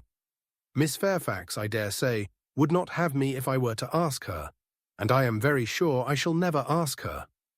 Emma returned her friend's pressure with interest, and was pleased enough to exclaim, "You are not vain, Mr. Knightley." "I will say that for you." He seemed hardly to hear her. He was thoughtful, and in a manner which showed him not pleased, soon afterwards said, "So you have been settling that I should marry Jane Fairfax?" "No, indeed, I have not. You have scolded me too much for matchmaking, for me to presume to take such a liberty with you. What I said just now meant nothing. One says those sort of things, of course, without any idea of a serious meaning. Oh no, upon my word, I have not the smallest wish for your marrying Jane Fairfax, or Jane anybody. You would not come in and sit with us in this comfortable way if you were married." Mr. Knightley was thoughtful again. The result of his reverie was, "No, Emma, I do not think the extent of my admiration for her will ever take me by surprise. I never had a thought of her in that way, I assure you. And soon afterwards, Jane Fairfax is a very charming young woman, but not even Jane Fairfax is perfect. She has a fault. She has not the open temper which a man would wish for in a wife." Emma could not but rejoice to hear that she had a fault. "Well," said she, "and you soon silenced Mr. Cole, I suppose?" "Yes, very soon. He gave me a quiet hint. I told him he was mistaken. He asked my pardon and said no more. Cole does not want to be wiser or wittier than his neighbours. In that respect, how unlike dear Mrs. Elton, who wants to be wiser and wittier than all the world. I wonder how she speaks of the Coles, what she calls them. How can she find any appellation for them deep enough in familiar vulgarity? She calls you Knightley. What can she do for Mr. Cole? And so I am not to be surprised that Jane Fairfax accepts her civilities and consents to be with her. Mrs. Weston, your argument weighs most with me. I can much more readily enter into the temptation of getting away from Miss Bates than I can believe in the triumph of Miss Fairfax's mind over Mrs. Elton. I have no faith in Mrs. Elton's acknowledging herself the inferior in thought, word or deed, or in her being under any restraint beyond her own scanty rule of good breeding. I cannot imagine that she will not be continually insulting her visitor with praise, encouragement, and offers of service, that she will not be continually detailing her magnificent intentions, from the procuring her a permanent situation to the including her in those delightful exploring parties which are to take place in the barouche landau. Jane Fairfax has feeling, said Mr. Knightley. I do not accuse her of want of feeling. Her sensibilities, I suspect, are strong, and her temper excellent in its power of forbearance, patience, self-control, but it wants openness. She is reserved, more reserved, I think, than she used to be, and I love an open temper. No, till Cole alluded to my supposed attachment, it had never entered my head. I saw Jane Fairfax and conversed with her, with admiration and pleasure always, but with no thought beyond. Well, Mrs. Weston, said Emma triumphantly when he left them, what do you say now to Mr. Knightley's marrying Jane Fairfax? Why, really, dear Emma, I say that he is so very much occupied by the idea of not being in love with her that I should not wonder if it were to end in his being so at last. Do not beat me. Chapter 15th. Everybody in and about Highbury who had ever visited Mr. Elton was disposed to pay him attention on his marriage. Dinner parties and evening parties were made for him and his lady, and invitations flowed in so fast that she had soon the pleasure of apprehending they were never to have a disengaged day. I see how it is, said she. I see what a life I am to lead among you. Upon my word, we shall be absolutely dissipated. We really seem quite the fashion. If this is living in the country, it is nothing very formidable. From Monday next to Saturday, I assure you we have not a disengaged day. A woman with fewer resources than I have need not have been at a loss. No invitation came amiss to her. Her Bath habits made evening parties perfectly natural to her, and Maple Grove had given her a taste for dinners. She was a little shocked at the want of 2 drawing-rooms, at the poor attempt at rout cakes, and there being no ice in the Highbury card parties. Mrs. Bates, Mrs. Perry, Mrs. Goddard and others were a good deal behindhand in knowledge of the world, but she would soon show them how everything ought to be arranged. In the course of the spring, she must return their civilities by one very superior party, in which her card tables should be set out with their separate candles and unbroken packs in the true style, and more waiters engaged for the evening than their own establishment could furnish, to carry round the refreshments at exactly the proper hour and in the proper order. Emma, in the meanwhile, could not be satisfied without a dinner at Hartfield for the Eltons. They must not do less than others, or she should be exposed to odious suspicions and imagined capable of pitiful resentment. A dinner there must be. After Emma had talked about it for 10 minutes, Mr. Woodhouse felt no unwillingness, and only made the usual stipulation of not sitting at the bottom of the table himself, with the usual regular difficulty of deciding who should do it for him. The persons to be invited required little thought. Besides the Eltons, it must be the Westons and Mr. Knightley. So far, it was all of course, and it was hardly less inevitable that poor little Harriet must be asked to make the 8th. But this invitation was not given with equal satisfaction, and on many accounts Emma was particularly pleased by Harriet's begging to be allowed to decline it. She would rather not be in his company more than she could help.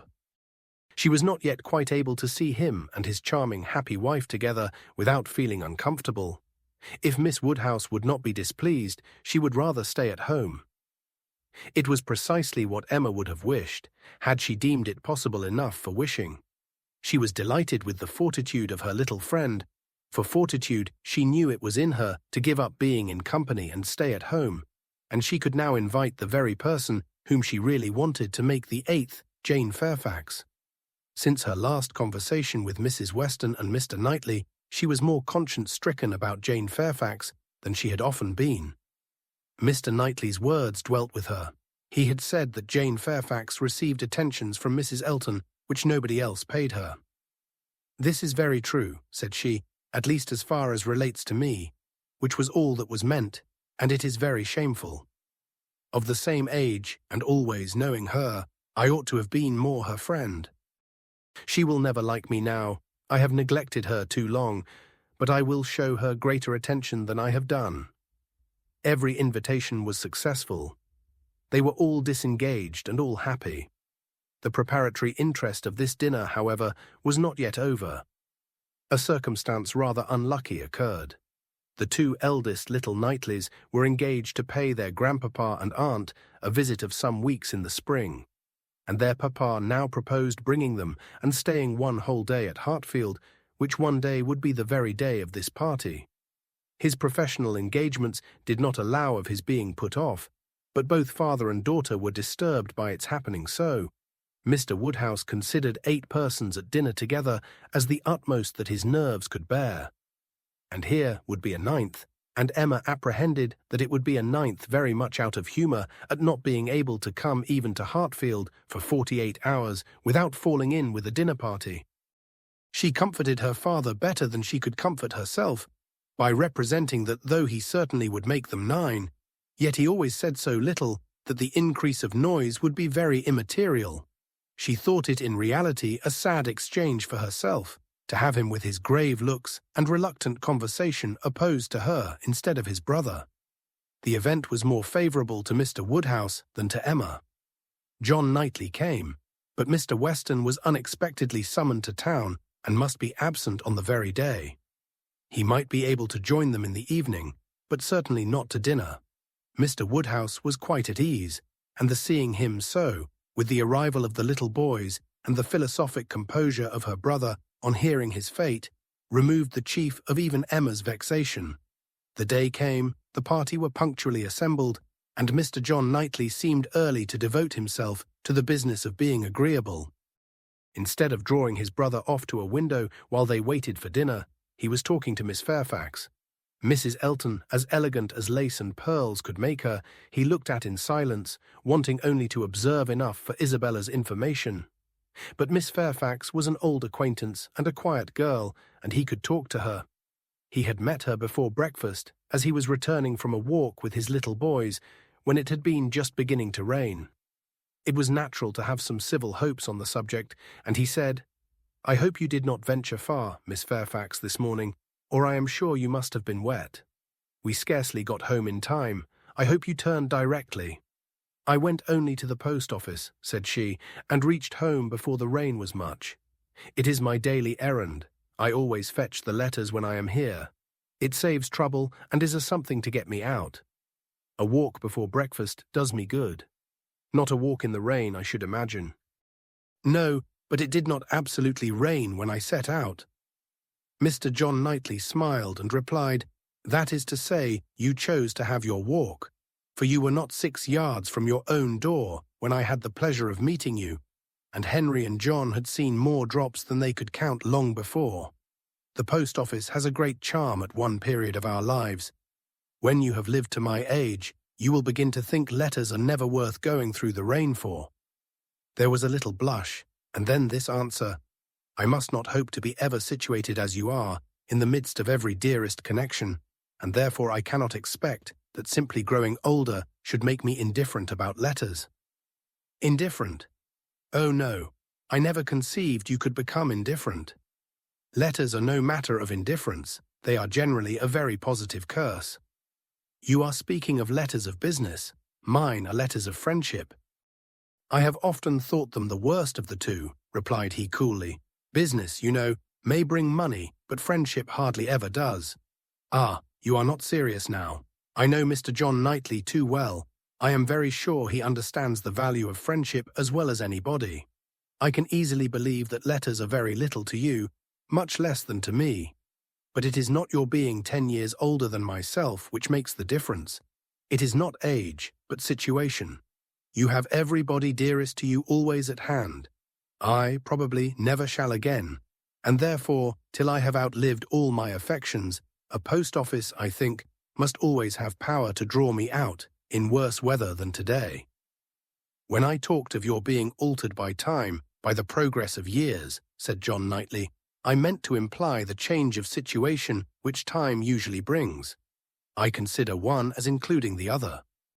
Time will generally lessen the interest of every attachment not within the daily circle. But that is not the change I had in view for you. As an old friend, you will allow me to hope, Miss Fairfax, that 10 years hence you may have as many concentrated objects as I have." It was kindly said, and very far from giving offence. A pleasant "thank you" seemed meant to laugh it off, but a blush, a quivering lip, a tear in the eye showed that it was felt beyond a laugh.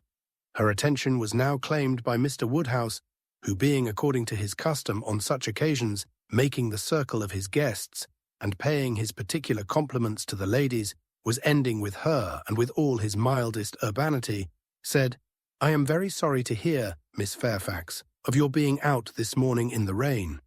Young ladies should take care of themselves. Young ladies are delicate plants. They should take care of their health and their complexion. My dear, did you change your stockings?" "Yes, sir, I did indeed, and I am very much obliged by your kind solicitude about me." "My dear Miss Fairfax, young ladies are very sure to be cared for. I hope your good grandmamma and aunt are well. They are some of my very old friends. I wish my health allowed me to be a better neighbour. You do us a great deal of honour today, I am sure. My daughter and I are both highly sensible of your goodness, and have the greatest satisfaction in seeing you at Hartfield." The kind-hearted, polite old man might then sit down and feel that he had done his duty, and made every fair lady welcome and easy. By this time, the walk in the rain had reached Mrs. Elton, and her remonstrances now opened upon Jane. "My dear Jane, what is this I hear? Going to the post office in the rain? This must not be, I assure you. You sad girl, how could you do such a thing? It is a sign I was not there to take care of you." Jane very patiently assured her that she had not caught any cold. "Oh, do not tell me. You really are a very sad girl, and do not know how to take care of yourself. To the post office indeed. Mrs. Weston, did you ever hear the like? You and I must positively exert our authority." "My advice," said Mrs. Weston kindly and persuasively, "I certainly do feel tempted to give. Miss Fairfax, you must not run such risks. Liable as you have been to severe colds, indeed you ought to be particularly careful, especially at this time of year. The spring, I always think, requires more than common care. Better wait an hour or two, or even half a day for your letters, than run the risk of bringing on your cough again. Now do not you feel that you had? Yes, I am sure you are much too reasonable. You look as if you would not do such a thing again. Oh, she shall not do such a thing again, eagerly rejoined Mrs. Elton. We will not allow her to do such a thing again. And nodding significantly, there must be some arrangement made, there must indeed. I shall speak to Mr. Tager, the man who fetches our letters every morning. One of our men, I forget his name, shall inquire for yours too, and bring them to you. That will obviate all difficulties, you know, and from us, I really think, my dear Jane, you can have no scruple to accept such an accommodation. You are extremely kind, said Jane, but I cannot give up my early walk. I am advised to be out of doors as much as I can. I must walk somewhere, and the post office is an object, and upon my word, I have scarcely ever had a bad morning before. My dear Jane, say no more about it. The thing is determined, that is, laughing affectedly, as far as I can presume to determine anything without the concurrence of my lord and master. You know, Mrs. Weston, you and I must be cautious how we express ourselves. But I do flatter myself, my dear Jane, that my influence is not entirely worn out. If I meet with no insuperable difficulties, therefore, consider that point as settled. Excuse me, said Jane earnestly, I cannot by any means consent to such an arrangement, so needlessly troublesome to your servant. If the errand were not a pleasure to me, it could be done, as it always is when I am not here, by my grandmammas. Oh, my dear, but so much as Patty has to do, and it is a kindness to employ our men. Jane looked as if she did not mean to be conquered, but instead of answering, she began speaking again to Mr. John Knightley. The post office is a wonderful establishment, said she, the regularity and dispatch of it. If one thinks of all that it has to do, and all that it does so well, it is really astonishing. It is certainly very well regulated. So seldom that any negligence or blunder appears. So seldom that a letter, among the thousands that are constantly passing about the kingdom, is even carried wrong, and not one in a million, I suppose, actually lost. And when one considers the variety of hands, and of bad hands too, that are to be deciphered, it increases the wonder. The clerks grow expert from habit. They must begin with some quickness of sight and hand, and exercise improves them. If you want any farther explanation, continued he, smiling, they are paid for it. That is the key to a great deal of capacity. The public pays and must be served well. The varieties of handwriting were farther talked of, and the usual observations made. I have heard it asserted, said John Knightley, that the same sort of handwriting often prevails in a family, and where the same master teaches it is natural enough. But for that reason, I should imagine the likeness must be chiefly confined to the females, for boys have very little teaching after an early age, and scramble into any hand they can get. Isabella and Emma, I think, do write very much alike. I have not always known their writing apart. Yes, said his brother hesitatingly, there is a likeness. I know what you mean, but Emma's hand is the strongest. Isabella and Emma both write beautifully, said Mr. Woodhouse, and always did, and so does poor Mrs. Weston, with half a sigh and half a smile at her. I never saw any gentleman's handwriting, Emma began, looking also at Mrs. Weston, but stopped on perceiving that Mrs. Weston was attending to someone else, and the pause gave her time to reflect. Now, how am I going to introduce him? Am I unequal to speaking his name at once before all these people? Is it necessary for me to use any roundabout phrase?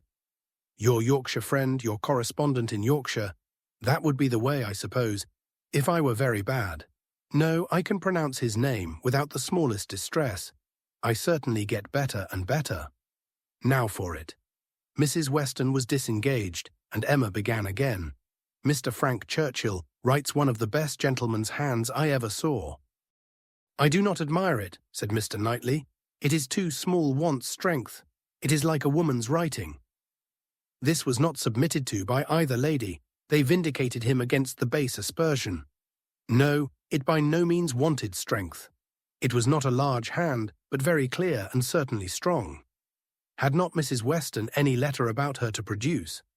No, she had heard from him very lately, but having answered the letter, had put it away. "If we were in the other room," said Emma. "If I had my writing desk, I am sure I could produce a specimen. I have a note of his. Do not you remember Mrs. Weston employing him to write for you one day? He chose to say he was employed. Well, well, I have that note, and can show it after dinner to convince Mr. Knightley." "Oh, when a gallant young man like Mr. Frank Churchill," said Mr. Knightley dryly, "writes to a fair lady like Miss Woodhouse, he will, of course, put forth his best." Dinner was on table. Mrs. Elton, before she could be spoken to, was ready, and before Mr. Woodhouse had reached her with his request to be allowed to hand her into the dining parlour, was saying, "Must I go first? I really am ashamed of always leading the way." Jane's solicitude about fetching her own letters had not escaped Emma. She had heard and seen it all, and felt some curiosity to know whether the wet walk of this morning had produced any. She suspected that it had, that it would not have been so resolutely encountered, but in full expectation of hearing from someone very dear, and that it had not been in vain. She thought there was an air of greater happiness than usual, a glow both of complexion and spirits. She could have made an inquiry or two as to the expedition and the expense of the Irish mails. It was at her tongue's end, but she abstained. She was quite determined not to utter a word that should hurt Jane Fairfax's feelings, and they followed the other ladies out of the room, arm in arm, with an appearance of goodwill highly becoming to the beauty and grace of each. Chapter 17. When the ladies returned to the drawing-room after dinner, Emma found it hardly possible to prevent their making two distinct parties. With so much perseverance in judging and behaving ill, did Mrs. Elton engross Jane Fairfax and slight herself. She and Mrs. Weston were obliged to be almost always either talking together or silent together. Mrs. Elton left them no choice. If Jane repressed her for a little time, she soon began again, and though much that passed between them was in a half-whisper, especially on Mrs. Elton's side, there was no avoiding a knowledge of their principal subjects.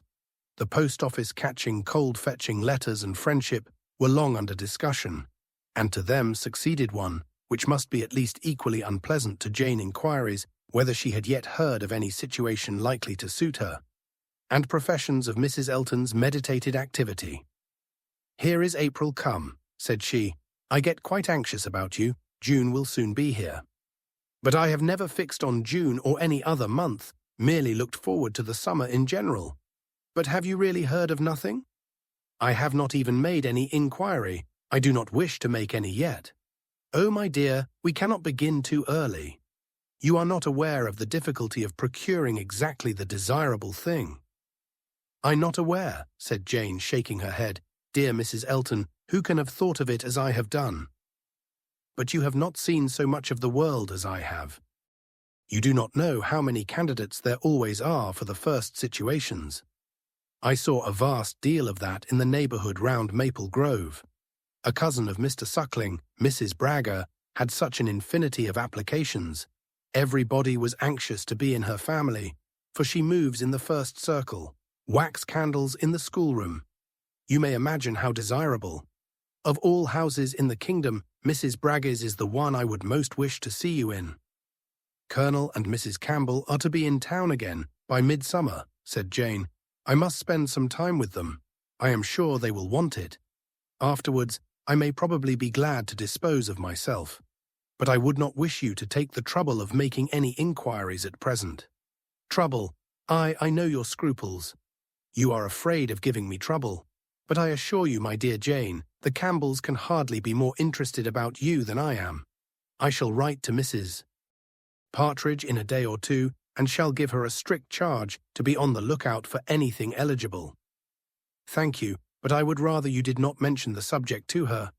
Till the time draws nearer, I do not wish to be giving anybody trouble." "But, my dear child, the time is drawing near.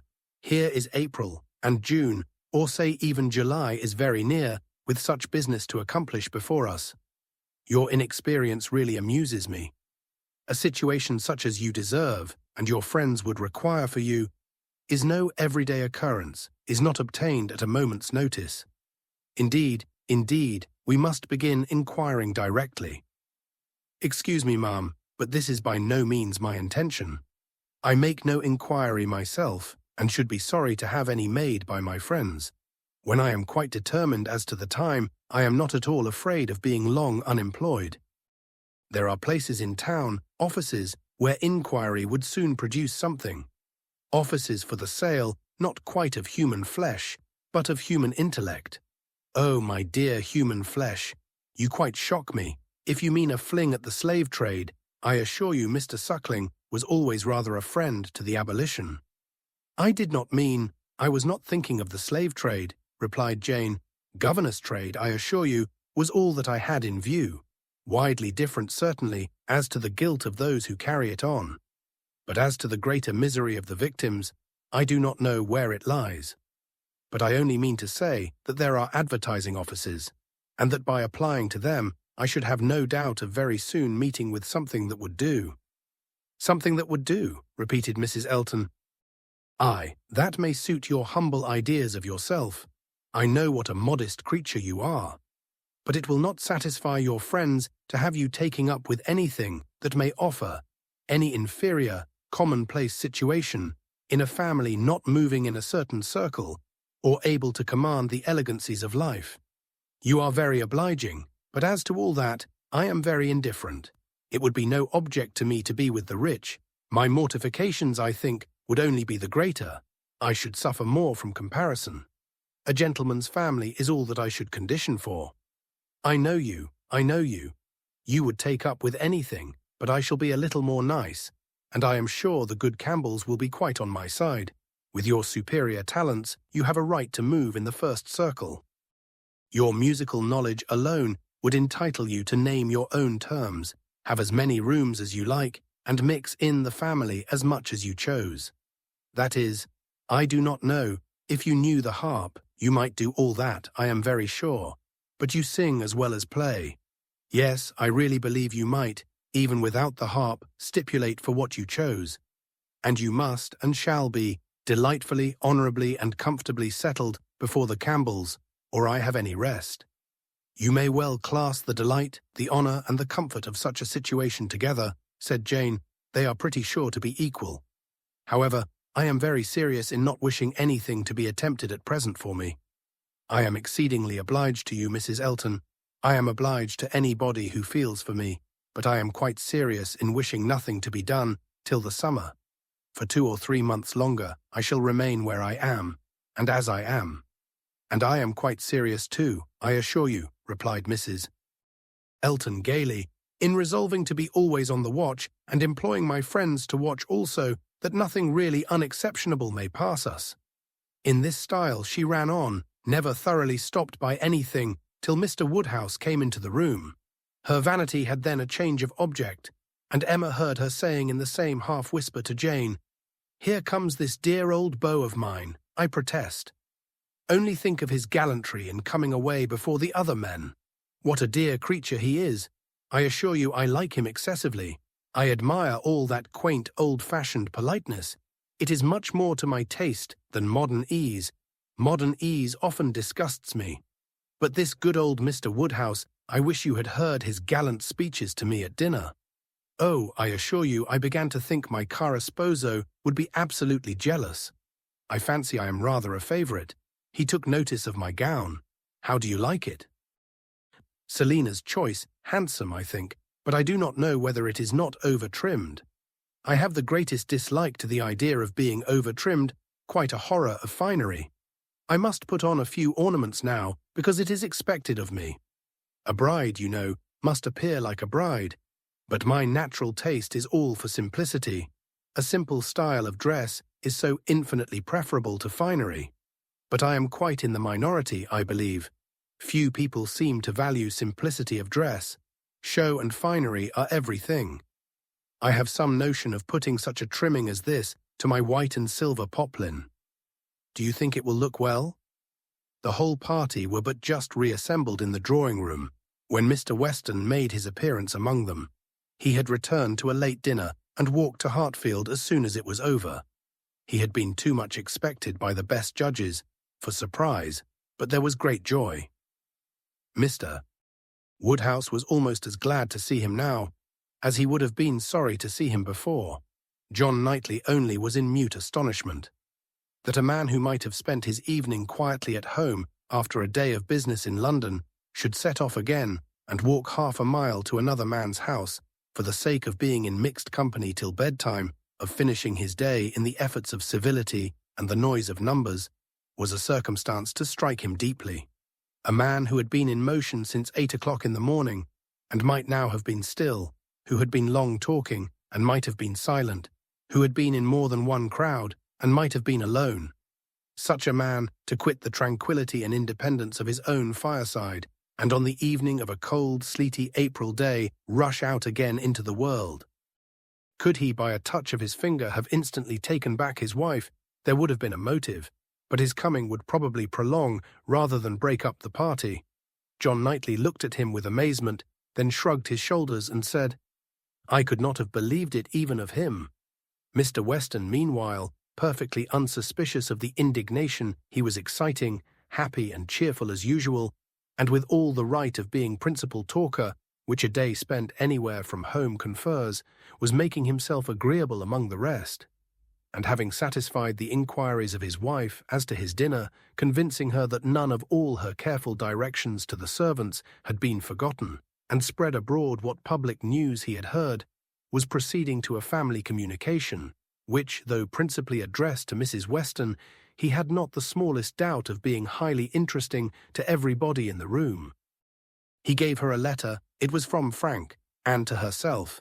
He had met with it in his way, and had taken the liberty of opening it. "Read it. Read it," said he. "It will give you pleasure. Only a few lines will not take you long. Read it to Emma." The two ladies looked over it together, and he sat smiling and talking to them the whole time, in a voice a little subdued, but very audible to everybody. "Well, he is coming, you see. Good news, I think. Well, what do you say to it? I always told you he would be here again soon, did not I? Anne, my dear, did not I always tell you so, and you would not believe me? In town next week, you see, at the latest, I dare say, for she is as impatient as the black gentleman when anything is to be done. Most likely they will be there tomorrow or Saturday.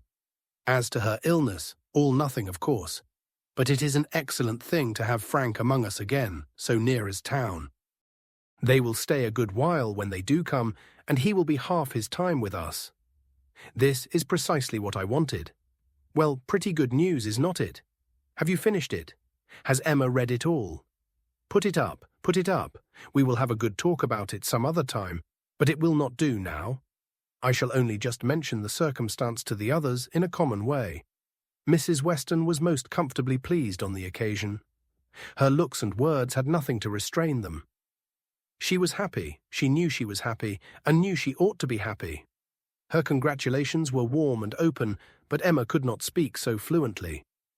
She was a little occupied in weighing her own feelings and trying to understand the degree of her agitation, which she rather thought was considerable. Mr. Weston, however, too eager to be very observant, too communicative to want others to talk, was very well satisfied with what she did say, and soon moved away to make the rest of his friends happy by a partial communication of what the whole room must have overheard already. It was well that he took everybody's joy for granted, or he might not have thought either Mr. Woodhouse or Mr. Knightley particularly delighted. They were the first entitled, after Mrs. Weston and Emma, to be made happy. From them he would have proceeded to Miss Fairfax, but she was so deep in conversation with John Knightley that it would have been too positive an interruption. And finding himself close to Mrs. Elton, and her attention disengaged, he necessarily began on the subject with her. Chapter 17. "I hope I shall soon have the pleasure of introducing my son to you," said Mr. Weston. Mrs. Elton, very willing to suppose a particular compliment intended her by such a hope, smiled most graciously. "You have heard of a certain Frank Churchill, I presume," he continued, "and know him to be my son, though he does not bear my name." "Oh, yes, and I shall be very happy in his acquaintance. I am sure Mr. Elton will lose no time in calling on him, and we shall both have great pleasure in seeing him at the vicarage. You are very obliging. Frank will be extremely happy, I am sure. He is to be in town next week, if not sooner. We have notice of it in a letter today. I met the letters in my way this morning, and seeing my son's hand, presumed to open it. Though it was not directed to me, it was to Mrs. Weston. She is his principal correspondent, I assure you. I hardly ever get a letter. And so you absolutely opened what was directed to her. Oh, Mr. Weston, laughing affectedly, I must protest against that. A most dangerous precedent indeed. I beg you will not let your neighbours follow your example. Upon my word, if this is what I am to expect, we married women must begin to exert ourselves. Oh, Mr. Weston, I could not have believed it of you. Aye, we men are sad fellows. You must take care of yourself, Mrs. Elton. This letter tells us, it is a short letter, written in a hurry, merely to give us notice. It tells us that they are all coming up to town directly, on Mrs. Churchill's account. She has not been well the whole winter, and thinks Enscombe too cold for her. So they are all to move southward without loss of time. Indeed, from Yorkshire, I think. Enscombe is in Yorkshire.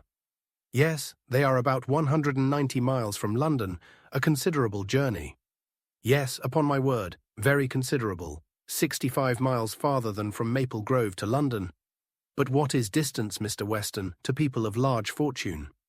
You would be amazed to hear how my brother, Mr. Suckling, sometimes flies about. You will hardly believe me, but twice in 1 week he and Mr. Braga went to London and back again with 4 horses. The evil of the distance from Enscombe, said Mr. Weston, is that Mrs. Churchill, as we understand, has not been able to leave the sofa for a week together. In Frank's last letter, she complained, he said, of being too weak to get into her conservatory without having both his arm and his uncle's. This, you know, speaks a great degree of weakness. But now she is so impatient to be in town that she means to sleep only 2 nights on the road. So Frank writes word. Certainly delicate ladies have very extraordinary constitutions, Mrs. Elton, you must grant me that. No, indeed, I shall grant you nothing. I always take the part of my own sex.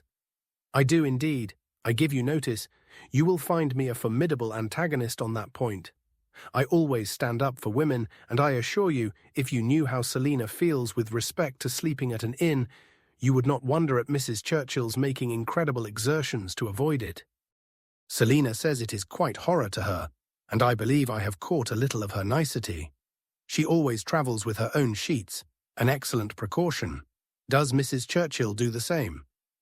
Depend upon it, Mrs. Churchill does everything that any other fine lady ever did. Mrs. Churchill will not be second to any lady in the land for— Mrs. Elton eagerly interposed with, "Oh, Mr. Weston, do not mistake me. Selina is no fine lady, I assure you. Do not run away with such an idea." Is not she?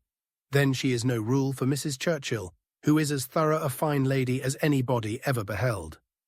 Mrs. Elton began to think she had been wrong in disclaiming so warmly. It was by no means her object to have it believed that her sister was not a fine lady. Perhaps there was want of spirit in the pretence of it. And she was considering in what way she had best retract when Mr. Weston went on. Mrs. Churchill is not much in my good graces, as you may suspect, but this is quite between ourselves. She is very fond of Frank, and therefore I would not speak ill of her. Besides, she is out of health now, but that indeed, by her own account, she has always been. I would not say so to everybody, Mrs. Elton, but I have not much faith in Mrs. Churchill's illness. If she is really ill, why not go to Bath, Mr. Weston? To Bath or to Clifton? She has taken it into her head that Enscombe is too cold for her. The fact is, I suppose, that she is tired of Enscombe. She has now been a longer time stationary there than she ever was before, and she begins to want change. It is a retired place, a fine place, but very retired. I like Maple Grove, I dare say. Nothing can stand more retired from the road than Maple Grove, such an immense plantation all round it. You seem shut out from everything in the most complete retirement. And Mrs. Churchill probably has not health or spirits like Selina to enjoy that sort of seclusion. Or, perhaps, she may not have resources enough in herself to be qualified for a country life. I always say a woman cannot have too many resources, and I feel very thankful that I have so many myself as to be quite independent of society. Frank was here in February for a fortnight. So I remember to have heard. He will find an addition to the society of Highbury when he comes again. That is, if I may presume to call myself an addition. But perhaps he may never have heard of there being such a creature in the world. This was too loud a call for a compliment to be passed by, and Mr. Weston, with a very good grace, immediately exclaimed, "My dear madam, nobody but yourself could imagine such a thing possible. Not heard of you. I believe Mrs. Weston's letters lately have been full of very little else than Mrs. Elton." He had done his duty and could return to his son. "When Frank left us," continued he, "it was quite uncertain when we might see him again, which makes this day's news doubly welcome. It has been completely unexpected. That is, I always had a strong persuasion he would be here again soon. I was sure something favourable would turn up, but nobody believed me. He and Mrs. Weston were both dreadfully desponding. How could he contrive to come, and how could it be supposed that his uncle and aunt would spare him again? And so forth. I always felt that something would happen in our favour. And so it has, you see. I have observed, Mrs. Elton, in the course of my life, that if things are going untowardly one month, they are sure to mend the next. Very true, Mr. Weston. Perfectly true. It is just what I used to say to a certain gentleman in company in the days of courtship, when, because things did not go quite right, did not proceed with all the rapidity which suited his feelings, he was apt to be in despair, and exclaim that he was sure at this rate it would be May, before Hymen's saffron robe would be put on for us. Oh, the pains I have been at to dispel those gloomy ideas and give him cheerfuller views. The carriage, we had disappointments about the carriage. One morning, I remember, he came to me quite in despair. She was stopped by a slight fit of coughing, and Mr. Weston instantly seized the opportunity of going on. "You were mentioning May. May is the very month which Mrs. Churchill is ordered, or has ordered herself, to spend in some warmer place than Enscombe, in short, to spend in London, so that we have the agreeable prospect of frequent visits from Frank the whole spring. Precisely the season of the year which one should have chosen for it. Days almost at the longest, weather genial and pleasant, always inviting one out, and never too hot for exercise. When he was here before, we made the best of it. But there was a good deal of wet, damp, cheerless weather. There always is in February, you know, and we could not do half that we intended. Now will be the time. This will be complete enjoyment, and I do not know, Mrs. Elton, whether the uncertainty of our meetings, the sort of constant expectation there will be of his coming in today or tomorrow, and at any hour, may not be more friendly to happiness than having him actually in the house.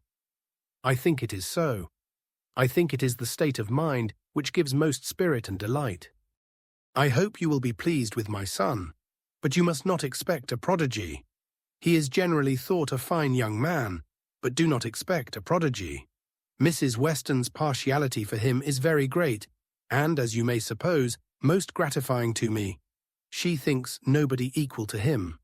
And I assure you, Mr. Weston, I have very little doubt that my opinion will be decidedly in his favour. I have heard so much in praise of Mr. Frank Churchill. At the same time, it is fair to observe that I am one of those who always judge for themselves, and are by no means implicitly guided by others. I give you notice that as I find your son, so I shall judge of him. I am no flatterer." Mr. Weston was musing. "I hope," said he presently, "I have not been severe upon poor Mrs. Churchill. If she is ill, I should be sorry to do her injustice, but there are some traits in her character which make it difficult for me to speak of her with the forbearance I could wish. You cannot be ignorant, Mrs. Elton, of my connection with the family, nor of the treatment I have met with, and, between ourselves, the whole blame of it is to be laid to her. She was the instigator. Frank's mother would never have been slighted as she was but for her. Mr. Churchill has pride, but his pride is nothing to his wife's. His is a quiet, indolent, gentlemanlike sort of pride that would harm nobody, and only make himself a little helpless and tiresome. But her pride is arrogance and insolence, and what inclines one less to bear, she has no fair pretence of family or blood. She was nobody when he married her, barely the daughter of a gentleman, but ever since her being turned into a Churchill, she has out-Churchilled them all in high and mighty claims, But in herself, I assure you, she is an upstart. Only think. Well, that must be infinitely provoking. I have quite a horror of upstarts. Maple Grove has given me a thorough disgust to people of that sort, for there is a family in that neighborhood who are such an annoyance to my brother and sister from the airs they give themselves. Your description of Mrs. Churchill made me think of them directly. People of the name of Tupman, very lately settled there, and encumbered with many low connections, but giving themselves immense airs, and expecting to be on a footing with the old established families. A year and a half is the very utmost that they can have lived at West Hall, and how they got their fortune nobody knows. They came from Birmingham, which is not a place to promise much, you know, Mr. Weston. One has not great hopes from Birmingham. I always say there is something direful in the sound, but nothing more is positively known of the Tupmans, though a good many things I assure you are suspected, and yet by their manners they evidently think themselves equal even to my brother, Mr. Suckling, who happens to be one of their nearest neighbours. It is infinitely too bad. Mr. Suckling, who has been 11 years a resident at Maple Grove, and whose father had it before him, I believe at least. I am almost sure that old Mr. Suckling had completed the purchase before his death. They were interrupted. Tea was carrying round, and Mr. Weston, having said all that he wanted, soon took the opportunity of walking away. After tea, Mr. and Mrs. Weston and Mr. Elton sat down with Mr. Woodhouse to cards. The remaining 5 were left to their own powers, and Emma doubted their getting on very well. For Mr. Knightley seemed little disposed for conversation. Mrs. Elton was wanting notice, which nobody had inclination to pay, and she was herself in a worry of spirits which would have made her prefer being silent. Mr. John Knightley proved more talkative than his brother. He was to leave them early the next day, and he soon began with, "Well, Emma, I do not believe I have anything more to say about the boys. But you have your sister's letter, and everything is down at full length. There we may be sure. My charge would be much more concise than hers, and probably not much in the same spirit. All that I have to recommend being comprised in, do not spoil them, and do not physic them." "I rather hope to satisfy you both," said Emma, "for I shall do all in my power to make them happy, which will be enough for Isabella, and happiness must preclude false indulgence and physic. And if you find them troublesome, you must send them home again. That is very likely. You think so, do not you? I hope I am aware that they may be too noisy for your father, or even may be some encumbrance to you, if your visiting engagements continue to increase as much as they have done lately. Increase. Certainly, you must be sensible that the last half-year has made a great difference in your way of life. Difference? No, indeed, I am not. There can be no doubt of your being much more engaged with company than you used to be. Witness this very time. Here am I come down for only 1 day, and you are engaged with a dinner party. When did it happen before, or anything like it? Your neighborhood is increasing, and you mix more with it. A little while ago, every letter to Isabella brought an account of fresh gaieties, dinners at Mr. Cole's, or balls at the Crown. The difference which Randall's alone makes in your goings-on is very great. Yes, said his brother quickly, it is Randall's that does it all. Very well, and as Randall's, I suppose, is not likely to have less influence than heretofore, it strikes me as a possible thing, Emma, that Henry and John may be sometimes in the way. And if they are, I only beg you to send them home. No, cried Mr. Knightley, that need not be the consequence. Let them be sent to Donwell. I shall certainly be at leisure. Upon my word, exclaimed Emma, you amuse me. I should like to know how many of all my numerous engagements take place without your being of the party, and why I am to be supposed in danger of wanting leisure to attend to the little boys. These amazing engagements of mine, what have they been? Dining once with the Coles and having a ball talked of, which never took place. I can understand you, nodding at Mr. John Knightley. Your good fortune in meeting with so many of your friends at once here delights you too much to pass unnoticed. But you, turning to Mr. Knightley, who know how very, very seldom I am ever 2 hours from Hartfield, why you should foresee such a series of dissipation for me, I cannot imagine. And as to my dear little boys, I must say that if Aunt Emma has not time for them, I do not think they would fare much better with Uncle Knightley, who is absent from home about 5 hours, where she is absent 1, and who, when he is at home, is either reading to himself or settling his accounts. Mr. Knightley seemed to be trying not to smile, and succeeded without difficulty upon Mrs. Elton's beginning to talk to him.